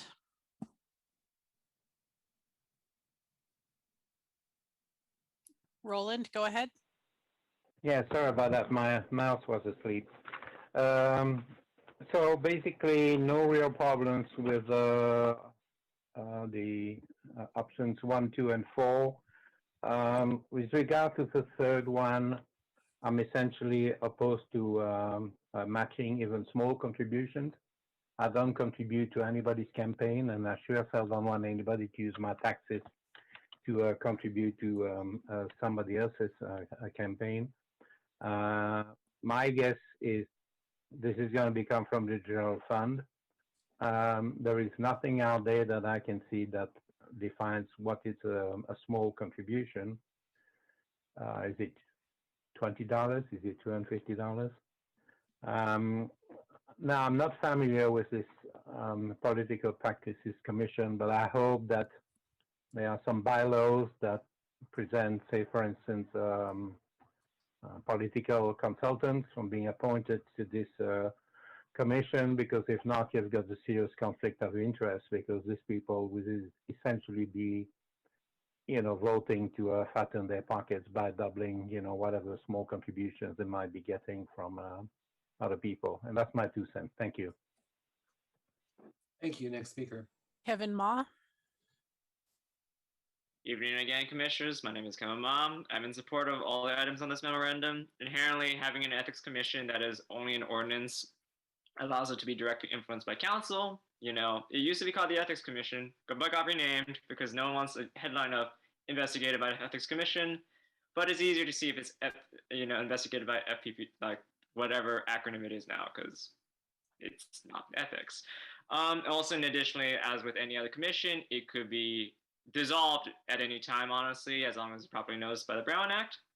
So if we put in the charter, we should provide enough political independence so that it can undertake its work, much like the complaint with any other, self ad hoc ethics commission in any other body is that you don't trust them to do their jobs if it's just going to be dissolved anyway.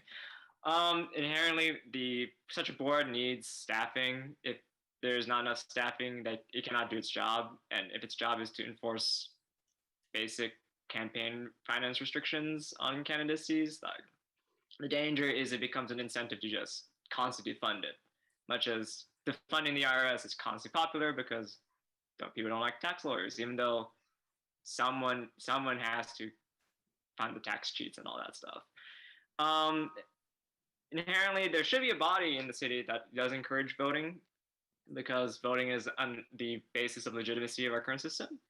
I understand that the current legal guidelines of restricting finances are a bit limited nowadays, so I understand that public financing might be an option forward. Inherently, we do need to give everyone better chances of funding the causes they like, because otherwise the current system is basically very much who knows who rather than what individuals in the citizens we care about. Thank you. Alina. Evening, Commissioners. Alina. I'm speaking in favor of elevating the Board of Fair Campaign and Political Practices, formerly Ethics Commission. And on a note of the city code, the municipal code is amendable by majority vote of council. An example of why this exposes some vulnerability is what Commissioner Landiep had mentioned a few meetings ago, as well as some speakers tonight, that there was a change of the name to BFCPP versus ethics because of the tactical and optical, strategic decisions, because people didn't want to be in a headline that says they didn't fill out their form correctly. But to bring the focus on that form is a financial disclosure form, which is, the very value of what an ethics commission is supposed to do. And so, almost every other municipal ethics commission, there's 5 in the state of California, is recognized in their respective city charter, protecting the name and the jurisdiction of those commissions from a political interference and guaranteeing a sufficient budget to what was mentioned earlier, such budgeting could be provided for staff and resources that could address providing, this legacy education plan to make sure that the board and future board members can do their community service. And, imagine if our ethics commission could provide civic education for future candidates and education for elected officials to fill out their forms properly so they don't make the same mistake. And if we could improve, our enforcement and compliance and education of campaign finance laws and data, we need the staff and the resources to do that. And I think, having such would also increase participation and overall involvement in our campaign finance reform laws and process. Thank you. Thank you. Next speaker. Wad. Good evening, commissioners. Thank you for all your patience as we get through these items. Actually, I was listening to a previous speaker, and it was Adrian Gonzalez, chair of our BFCPP. It's always a tough one, but we're here because I'll just go with Ethics Commission, right? We're here because other cities, and we don't always have to compare ourselves, but when it comes to our elections, all cities have them. We're talking about the infrastructure that exists to assist candidates and assist our overall political process when folks want to run for office, when folks who are in office are taking care of their finance. I remember talking to Chairman Gonzalez a while back and discussing how currently we have elected officials who are caught up in things like technical reporting errors, violating state and local laws in the last couple of years. This is not an issue that is necessarily about which elected official or which politician or anything political in that nature, but it's about having something like staff to advise on compliance. Oakland has that, San Francisco has that. We could avoid these public spectacles and resolve these issues with an ethics commission that has teeth. And I don't say that because right now, it's useless, or right now it's not doing a good job. It's doing the best it can with limited resources, and the commissioners are volunteers. You on the Charter Review Commission, you're all volunteers. So creating a budget for the board to do outreach to organizations throughout the city that are disenfranchised, that are have suffered from inequalities. This is just kind of basic things that the city needs to do. And so I'm reading actually from the memo now. We would be creating a resident agency that can focus on campaign finance and historical disenfranchisement, 2 issues that directly impact the quality of representation that residents have in the city. So I really support the commissioners who are on there now. And the reason I'm still on here tonight, need to have some dinner, is because they need help to do their job better for the city. Thank you. Next speaker. Blair Beekman. Hi, Blair Beekman here. This has been very impressive just to hear everyone's conversation on this subject.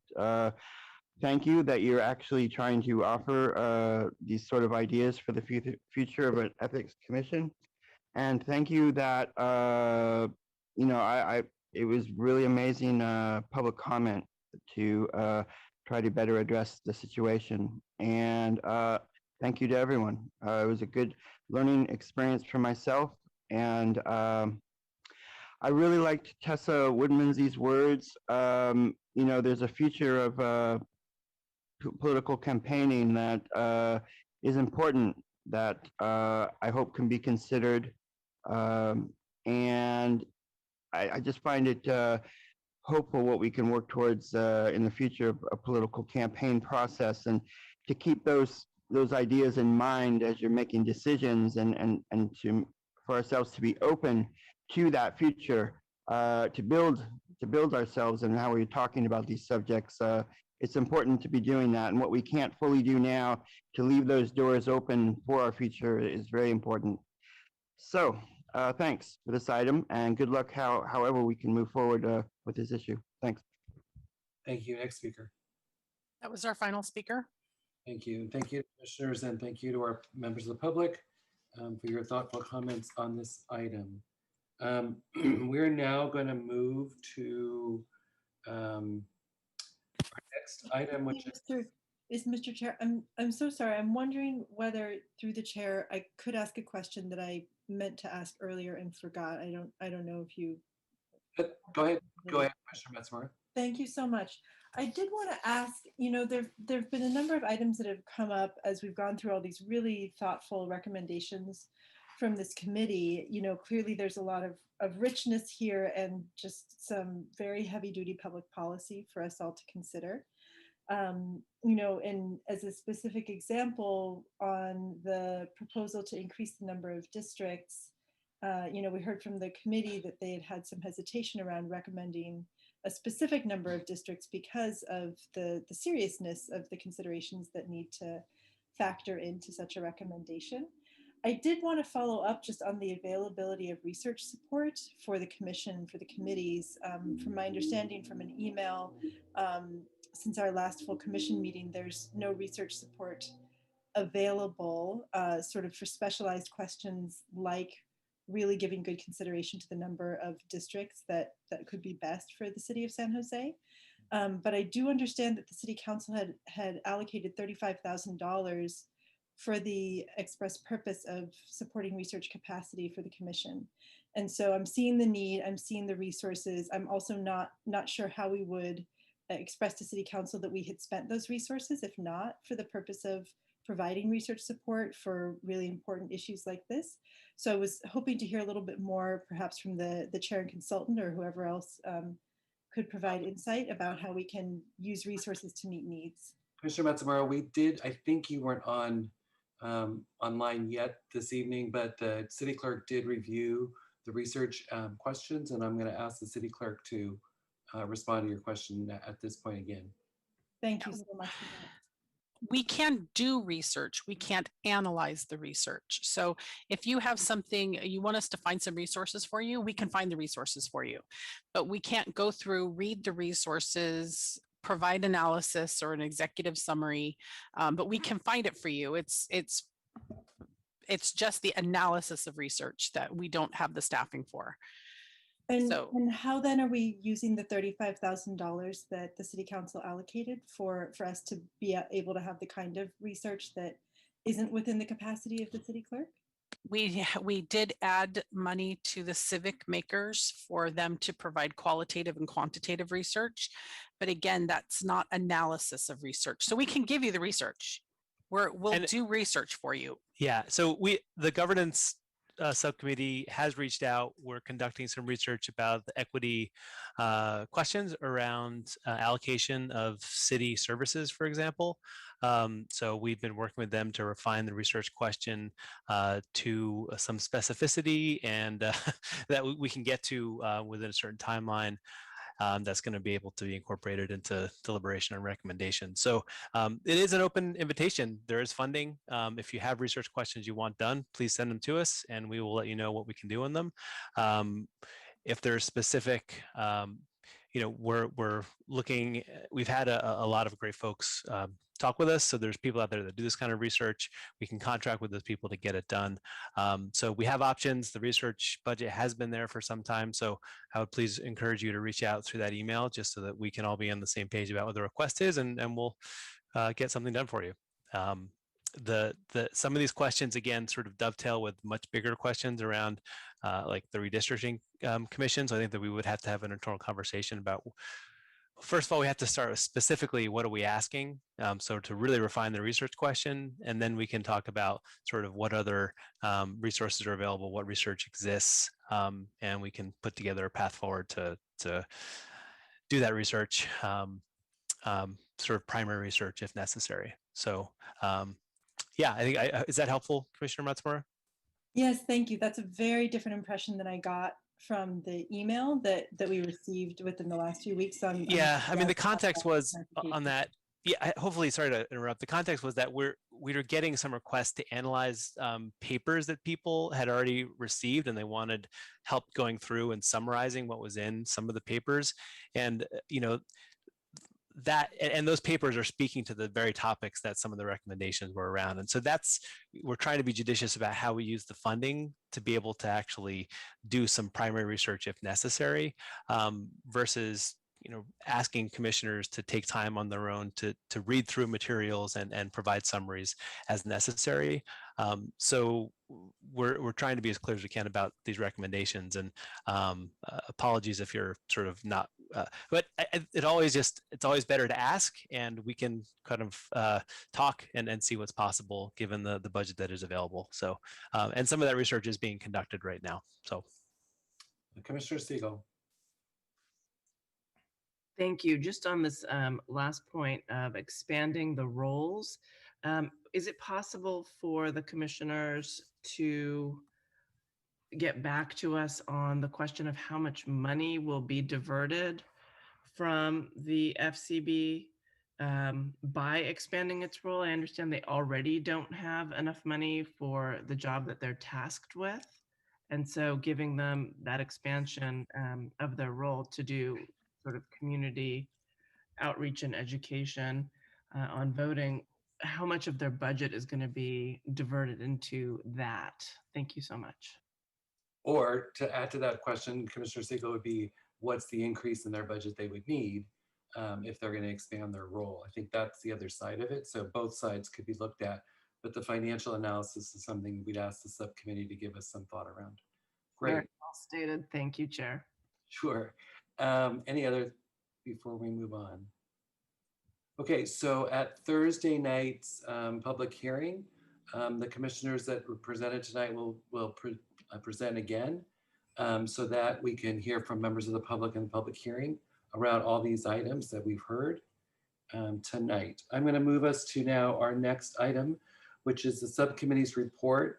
And to be able to just move through this a little bit quicker, looking at the hour, really what we wanted to have is any questions that of commission, sorry, are there questions from subcommittees to other subcommittees in deliberation now that we're in the public forum that you wanted to ask, so that we are, in the spirit of the Brown Act, we wanted to make sure that there is a moment in which if there's a question that we need to bring to the full commission from subcommittees, just in terms of overlap or efficiency.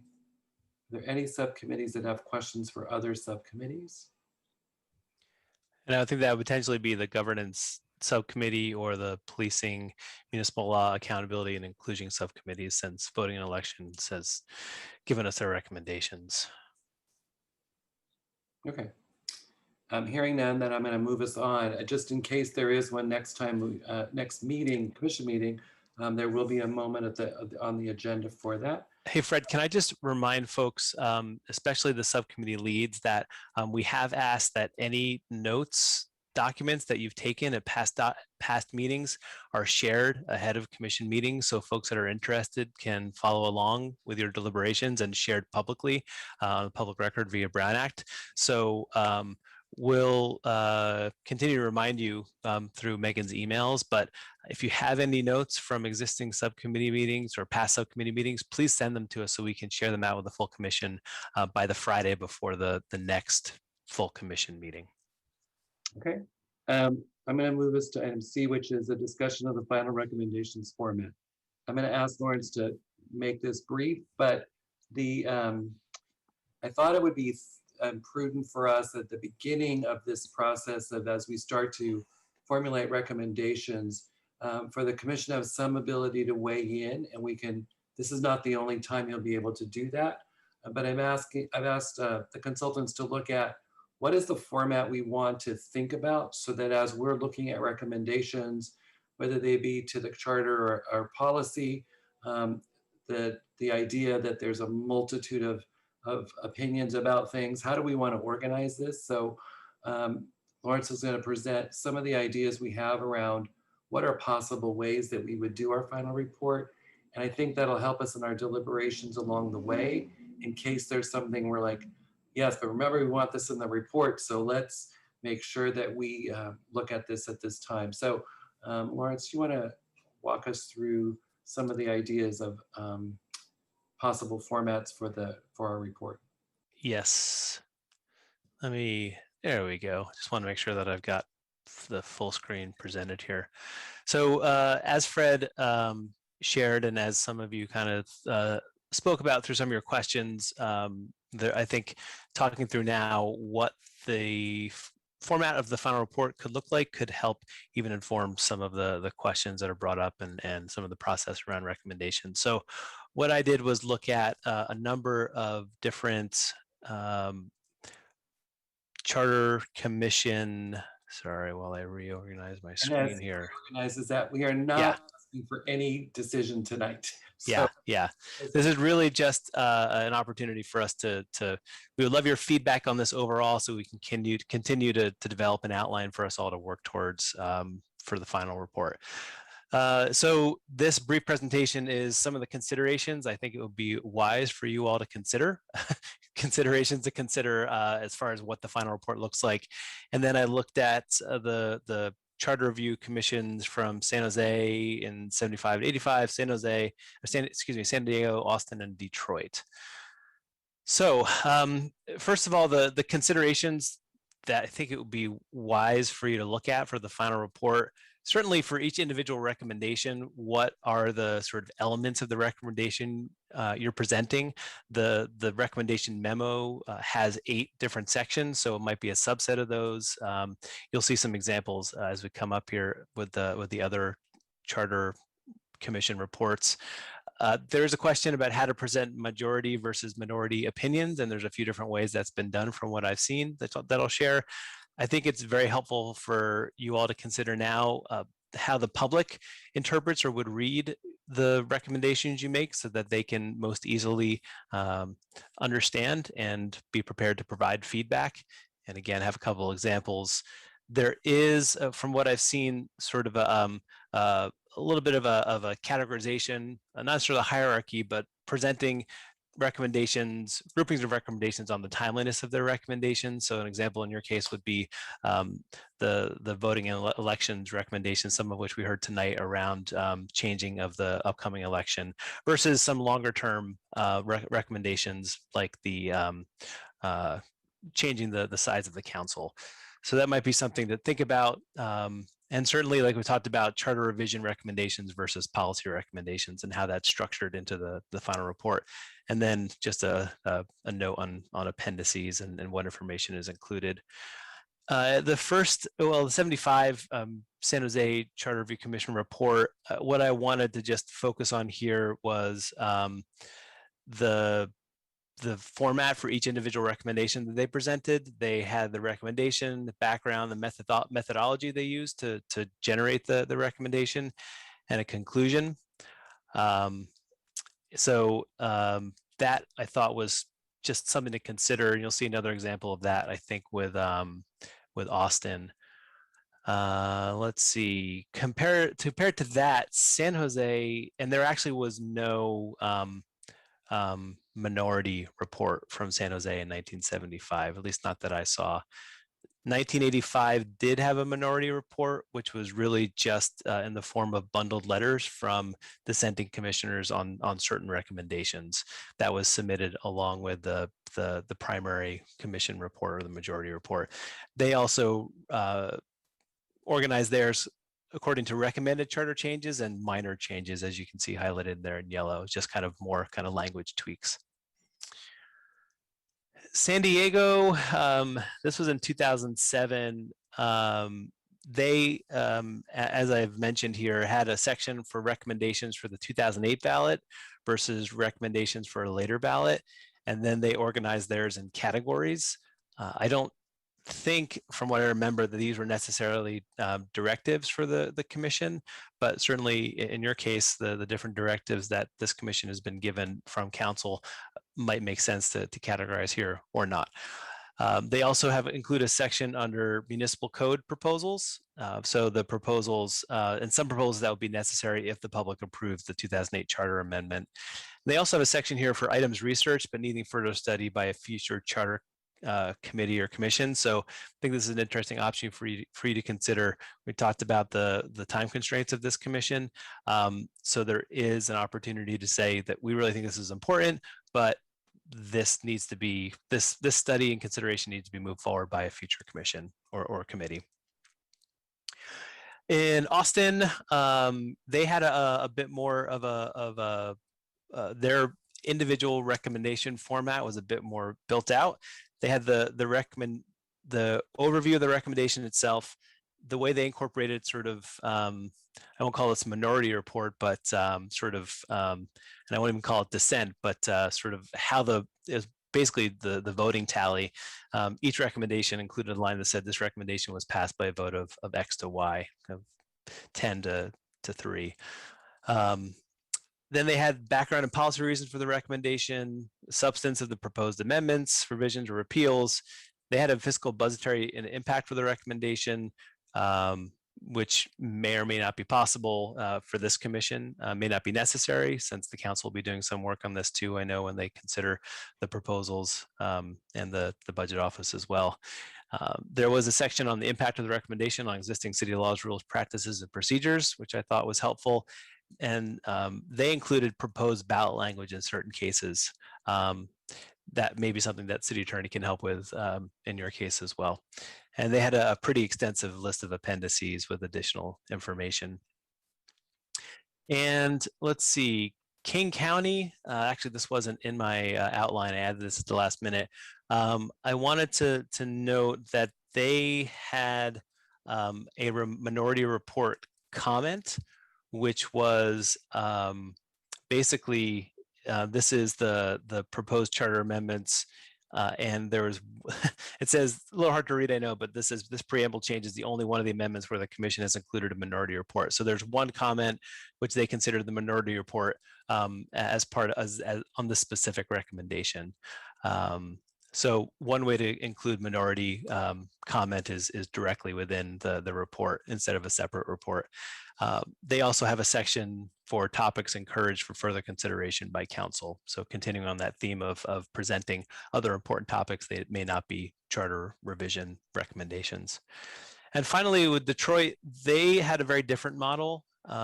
They presented a transmittal letter, which was, I think, required given the state of Michigan and the Detroit Charter Committee being an elected body and having a very different process. But the mostly what I wanted to share here is that the way they presented their report was a charter with preliminary commentary. And so you can see on the right here a screenshot where they have a charter section with commentary in line. And so you can actually see the changes in the context of the charter. They have a version that's the entire charter with changes and commentary, as well as the proposed changes only version. One thing I've noticed is it's in this instance, it's a little hard to see what was changed. And so there might be an option of doing this, but also doing redlining so that you can follow what was changed. So those are what I wanted to share. And what I'll do is go back to this list of considerations. And what I'd love to do is just take some quick feedback from you all about which of these models or which elements of these reports do you think is helpful, and you might want to consider as we put together a working outline of what your final report recommendations will look like. Or if you have any questions for me, or if there needs to be more research on this topic, happy to do it. But let's just start with some show of hands for some general feedback. And I won't be able to see the participant list while I'm sharing. I'll just stop sharing. If you need me to show that again, I can do that. Thoughts from you all at this late hour and that run through of charter reports from around the states? Anything stand out that was particularly interesting to you, Commissioner Fuentes? Well, first of all, my thought right away is that it feels too early to try and look at that. I mean, I appreciate being asked the question, but because they all had some strengths when I looked at them. But one thing one comment I have is as I think ahead of what our report will be, it seems to me there's a general theme going on that's beginning to surface in what we've reviewed today. And I also think that it's related to some values of what we're bringing to our city. And I also think that we're developing a vision of how we want our city to look like into the future. So those are some of the thoughts that I have just hearing. And I just want to say that I was extremely impressed and thankful for all the work that was done to on all the recommendations that we heard tonight. I mean, I think they're all very exciting, and I look forward to more discussions about them. And being on another subcommittee, I'm thinking a lot of the things that we might bring will be parallel and similar in some ways. So that's one thought that I have, that we will have that in our report. And also I just want to say that after hearing tonight, one thought that I have is some of us have been here in the city for a long time, and probably most of us have many of you are born here. But I think that we have an opportunity to think about what our city was not that long ago, and look to where we are today and envision how we can continue some of the legacy of our city, the city of San Jose, how we can continue some of the great things that we have here in our city and we don't want to lose. So I don't know, those are some thoughts that I see kind of bubbling up to our final report. Thank you. Thank you. Anyone else have initial thoughts right now? Commissioner Borosio. Yes, thank you, Lawrence. And I appreciate you covering this topic. It sort of would kind of help me, and I don't know if it would help other commissioners, if you can sort of give us the outlook on what would happen to basically the 4 proposals of tonight. I know that it was a report out, discussion, public comment, some edits, prep it for public hearing, but like further down the road, maybe in the fall, when we would have to prepare something like a minority majority report. I know in our subcommittee, we were looking at what we can do now, so we don't have to like do a lot of copy and paste and a lot of research in the back, a lot of research in what we did in the summer, but how do we prepare our proposals and how do we prepare for the minority majority report? So that's sort of what our subcommittee was looking at in terms of, we don't want to do the double work in the fall. So if you can kind of walk us through what happens after the public hearing with the 4 recommendations or proposals that were given today. And that I think will give us an idea of how we can begin to look at a template. Yeah. Well, I'll share some initial thoughts and I'm sure the chair would like to follow up, but I think the work we did coming up with the recommendation memo itself is doing a lot of that legwork. So including all the citations, including the arguments for or against, that is information we'll definitely probably have to copy and paste. I don't know how we'll avoid copying and pasting, but into a final report. But I do think that the substance of the recommendations themselves will inevitably be have to be revised by what was heard tonight from commissioners before they're presented to the public. And then after the input that's received from the public, and actually the public gave a lot of great input tonight. So hopefully that goes into revising, augmenting recommendations before they're shared on Thursday, and then sort of another iteration based on feedback from the public. We'll talk about the recommendations at the next commission meeting. Before we get into the governance structure recommendations, we'll kind of like, I won't say we'll close the book, but we'll sort of have an opportunity to give some final thoughts for the moment on the voting and elections recommendations. And we'll importantly get a sense of a straw poll or sort of a provisional vote on where those stand, so that we are doing the work to build some outline of the final report as we go. So hopefully, I think best case scenario is that we have at the end of after the public hearing in our next commission meeting, and we've had the discussion and you all have done that provisional vote, we have a sense of where sort of your support lies for recommendations, and what, if anything, kind of the minority or minority opinion could be. And I think that that's enough to say, as we move to the next subcommittee, the governance structure, that you all have done a lot of really great precursor work, so that when we get to there will be a moment when all this is compiled, or is there a conversation about how this all hangs together? Should there be something to come up later that contradicts or needs to talk about a revision to an earlier recommendation? But that we're doing the blocks of work for that final piece of the work will be looking at the recommendations at a whole, which is one of the reasons why we want to at least start thinking about the report format now. Chair, anything to add? I'll add it at the end of when I hear the rest of the commission. Okay, great. Commissioner Amador. Yes, thank you. And just to double check and verify, this reports will be translated in English and Vietnamese? Yeah, I believe so. Tony? Yes. Okay, great. And then another thing is these reports are going to be quite lengthy. And is there something within like the civic makers being able to pull out the report and make it into infographics? So we're able to, it would be a large file to share really in social media. And so infographics get really people, and it's a quick way of learning about what's happening and what is happening here in the commission. So would that be something that civic makers or us as commissioners we would do? Yeah, it's a great idea. I think what I'm hearing is kind of a digestible format that makes it much more shareable, which I think is a really smart idea for us to consider. And there's different options to do that, including infographics. So yeah, absolutely. We can consider that for sure. We'll definitely need to do that as we work with our CBOs, especially for making it simple enough that we can get it in a format that it does translate well, that does get civic engagement, so that we are able to incorporate. If you give somebody this just a huge report, it'll be very undigestible.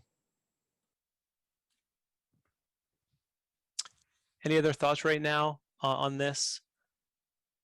All right, if there's not, that's fine. We can move on.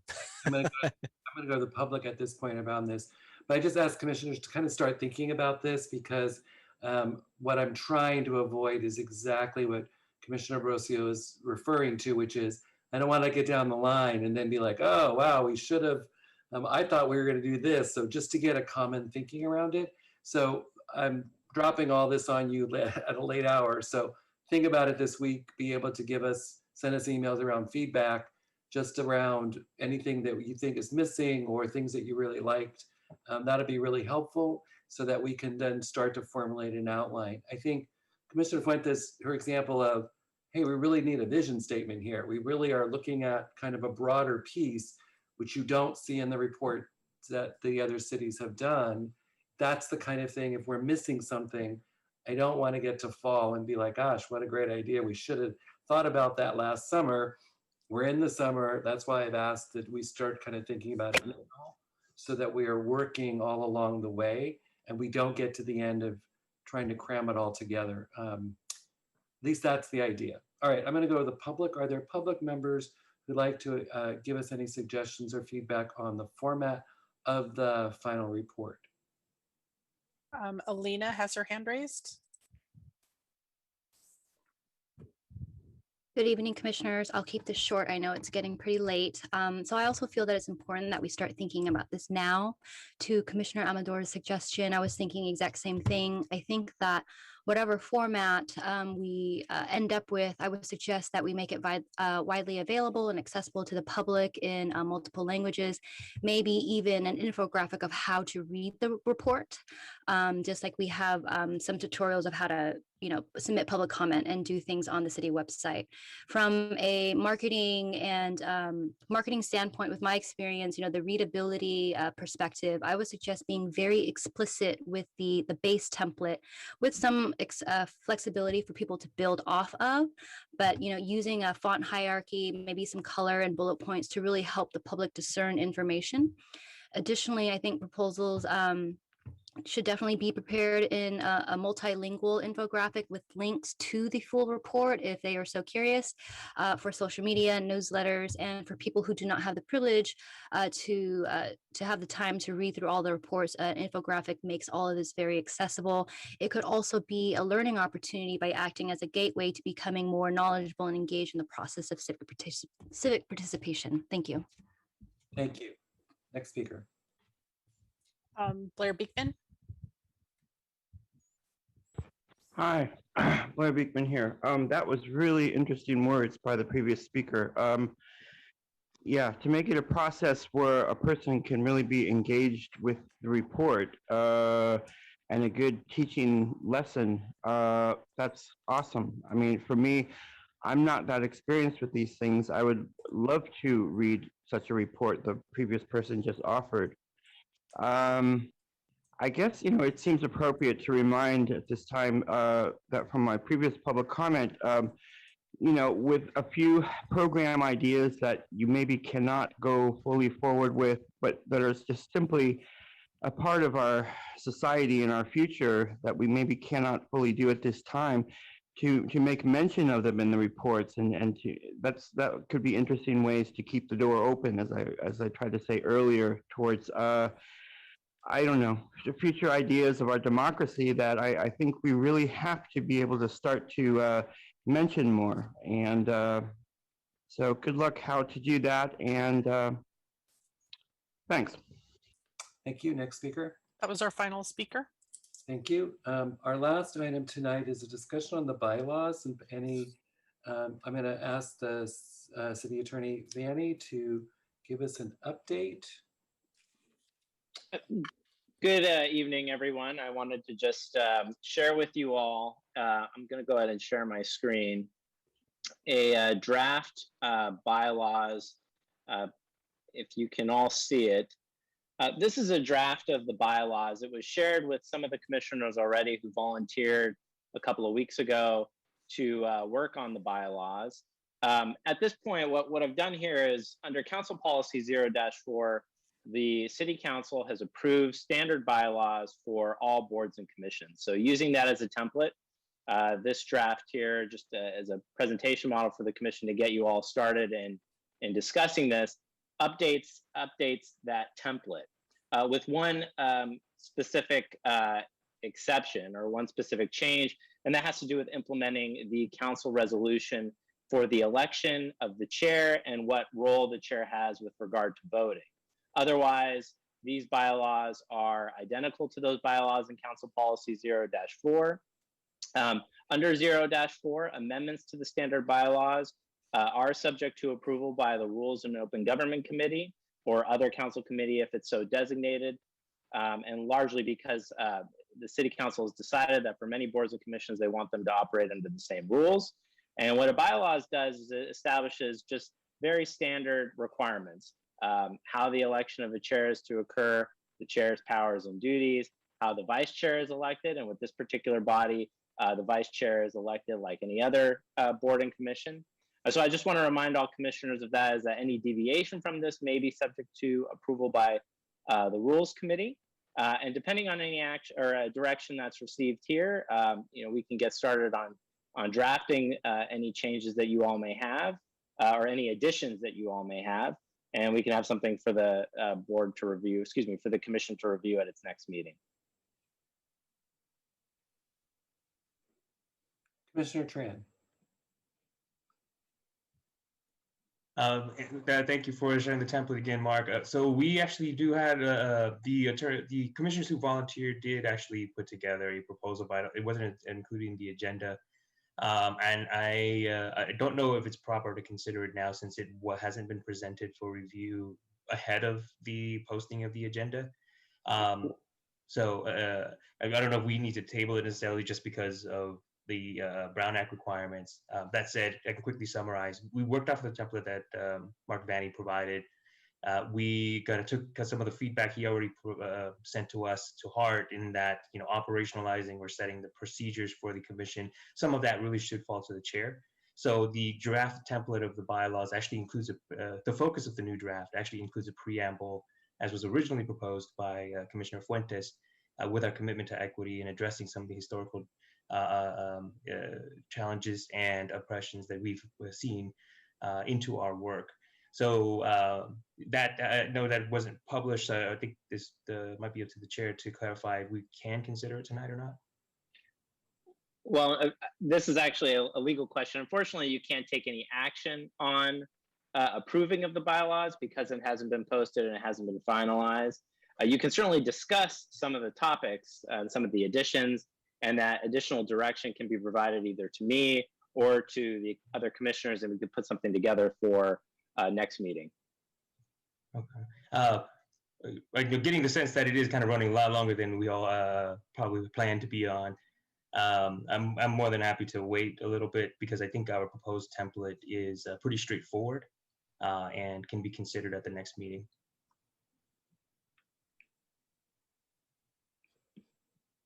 All right. Without objection, then I would say let's move this to the next agenda, and we can it won't be at Thursday's public hearing, right? It's going to be at our next commission meeting. We'll see if we can move it up. So is the draft been distributed to commissioners? It was only sent to staff just because I thought that was the protocol. Right. So the recommendation, do the commissioners who work together, do you have a recommendation of the draft itself? You're recommending the draft that City Attorney Vanny put together for you? Yes, we sent the template in. Okay, great. So what I would do is just suggest that you send a memo with the draft to the clerk so that we can distribute that as being your recommendation. We can agendize that, and then we can take action either to revise it, adopt it, reject it, whatever we want to do. But I think if you comes with a recommendation of the smaller group, that'd be great with the draft so that folks can really look through it itself. Okay, if we could proceed that way. All right, and the city clerk, do I need to go to the public on this item at this point? Yes, we have one speaker. Thank you. Go ahead. Roland. Thank you, Mr. Chair.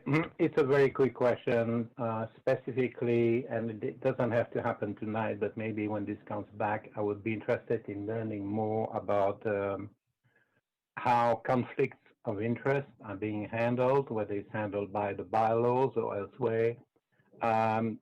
Specifically, what I'm interested in is anything that might attract the FPPC's attention under the 1 penny rule. Thank you.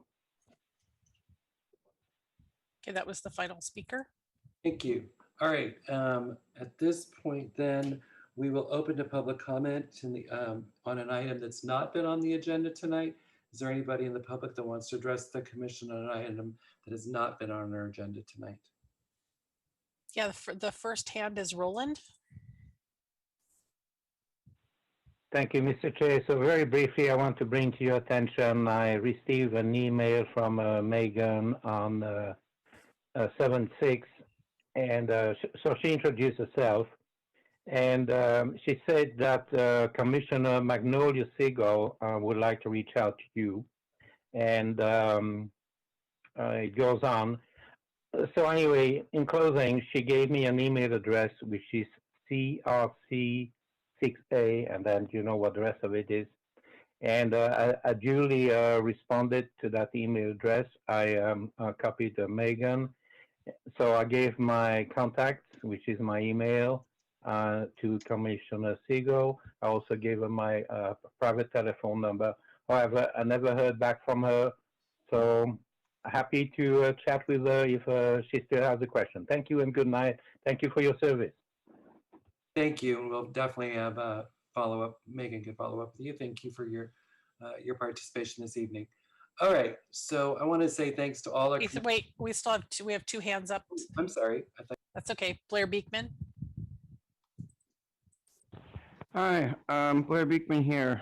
Thanks for the meeting tonight. I've been spending a lot of time at the City of Oakland City Council meetings. They're really working on ideas of equity and reimagine to address their community issues at this time. City of San Jose is going to be working on, they've given a certain latitude to persons working on equity and reimagine and what that can bring to the future of a community process. Something really interesting is happening. I mean, really good, really decent, despite, all the violence around us. We're asking that, we're working towards our better ideals. I think that can be a really good way to address the violence. And it can ask the people who are creating that violence their own good choices of what we're building. We're building something really interesting. So this is 2021. By 2025, 2030, I think we're going to be moving into something really hopeful. So I thank you for the efforts you're doing at this time to help with that process. It sounds really interesting, good work. And yeah, I just feel the ideas of the open democratic process in the next 10 years can be really interesting. And we are learning how, for the everyday person in the community to have more of a voice in the community process. And that is quite a step for ourselves as a society and as a republic in the last 25 to 50 years. So good luck how we can make those steps. It can be safe, it can be trusted. There are good policy guidelines and ideas. We're all trying to understand to make those steps. We can do that. Lam Win. I will keep this remarkably brief. I just wanted to thank all of the commissioners and all of the public commenters for one of the most concise city processes I've been a part of in a long time. Yeah, I just wanted to express my gratitude for the amount of work and precision that went into tackling not only difficult topics, but a large number of them. So I just wanted to thank all of you for your input and your insight. Thank you. Tessa Woodmansey. Thank you. Okay, good. Thank you. I just wanted to discuss the real issue that is facing us as the critical issue, which is our global heating. And the fact that actually my husband, who's a scientist, a climate scientist and a biologist, says that there are three things we can't be talking about anymore: politics, religion, and what's the other thing? Economics, right? Everything is about physics, and engineering. Those are the things, because right now we are facing such catastrophes as we're, dealing with the fires. I don't have to list the list is so long with what the issues that we're facing right now from global heating, and our fact that, our burning of fossil fuels is what's fueling it, as well as our cement. Cement is a big contributor to our CO2, a heat trapping gas. So we need to get away from that as well. And so the thing is that we need to, like the Extinction Rebellion says, it can't be the politicians that answer the call right now, because even Hank Paulson, the head of the, whatever, he's a big economics guy, says the politicians can't figure this out. Global warming and the global heating issues and the changes we have to take, because their jobs depend on it, and they have economics, they have a vested interest. They can't make the decisions. So like Extinction Rebellion says, we need to have the scientists and we need they say it, a community action team, a climate action team, to really bring down our emissions very quickly as we go forward. So that is the type of boards that it can't be the politicians. It has to be the climate activists, that we have to start looking at the numbers, and everything has to be about bringing us to zero as quickly as we can. And like my husband says, keep it in the ground is really what we have to do. And so, Alina. Evening, Commissioners. I would also like to echo what Lam has said earlier. I thank you for your service and everything tonight. This has been one of I think the best meetings that we've had in public hearings, and I hope to continue to see the progress and improvement in our outreach. To kind of touch a little bit on what Tessa was saying, I think, as we approach the fall and school comes back, I think that it would be worthwhile to, share those infographics and share this process and this the public hearings with the youth in, all San Jose high schools. I think that they could definitely bring that fresh perspective and the ideas about how we could tackle things that are very immediate to their future, which is climate crisis. And so I would also love to, I enjoyed hearing some of the youth members speak tonight. I thought that was great. And I think that we should have more of that, but not without the proper outreach to all the high schools and the American Gov classes and whatnot. And so I hope that you would also take that into consideration when you're doing outreach for future public hearings. Thank you. Thank you. That was our final public speaker. I'd also like to say a quick thank you to our interpreters, Tiffany, Vincent, Key, and Armando. Yeah, thank you to our interpreters and thanks to all our staff for their work tonight, getting us ready.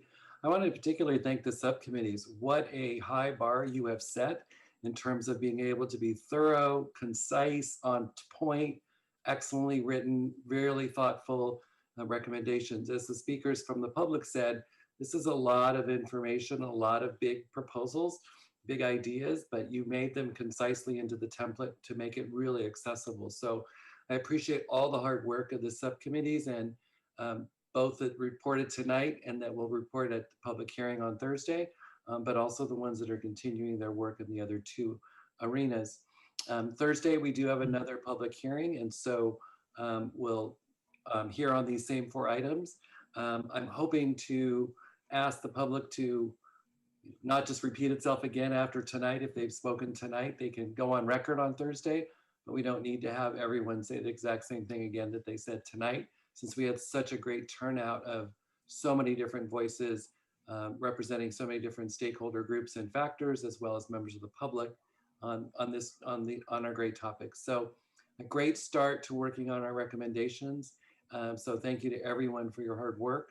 We are adjourned until Thursday at 6 p.m. for our public hearing. Have a great night. We'll see you Thursday. Thank you. Thank you.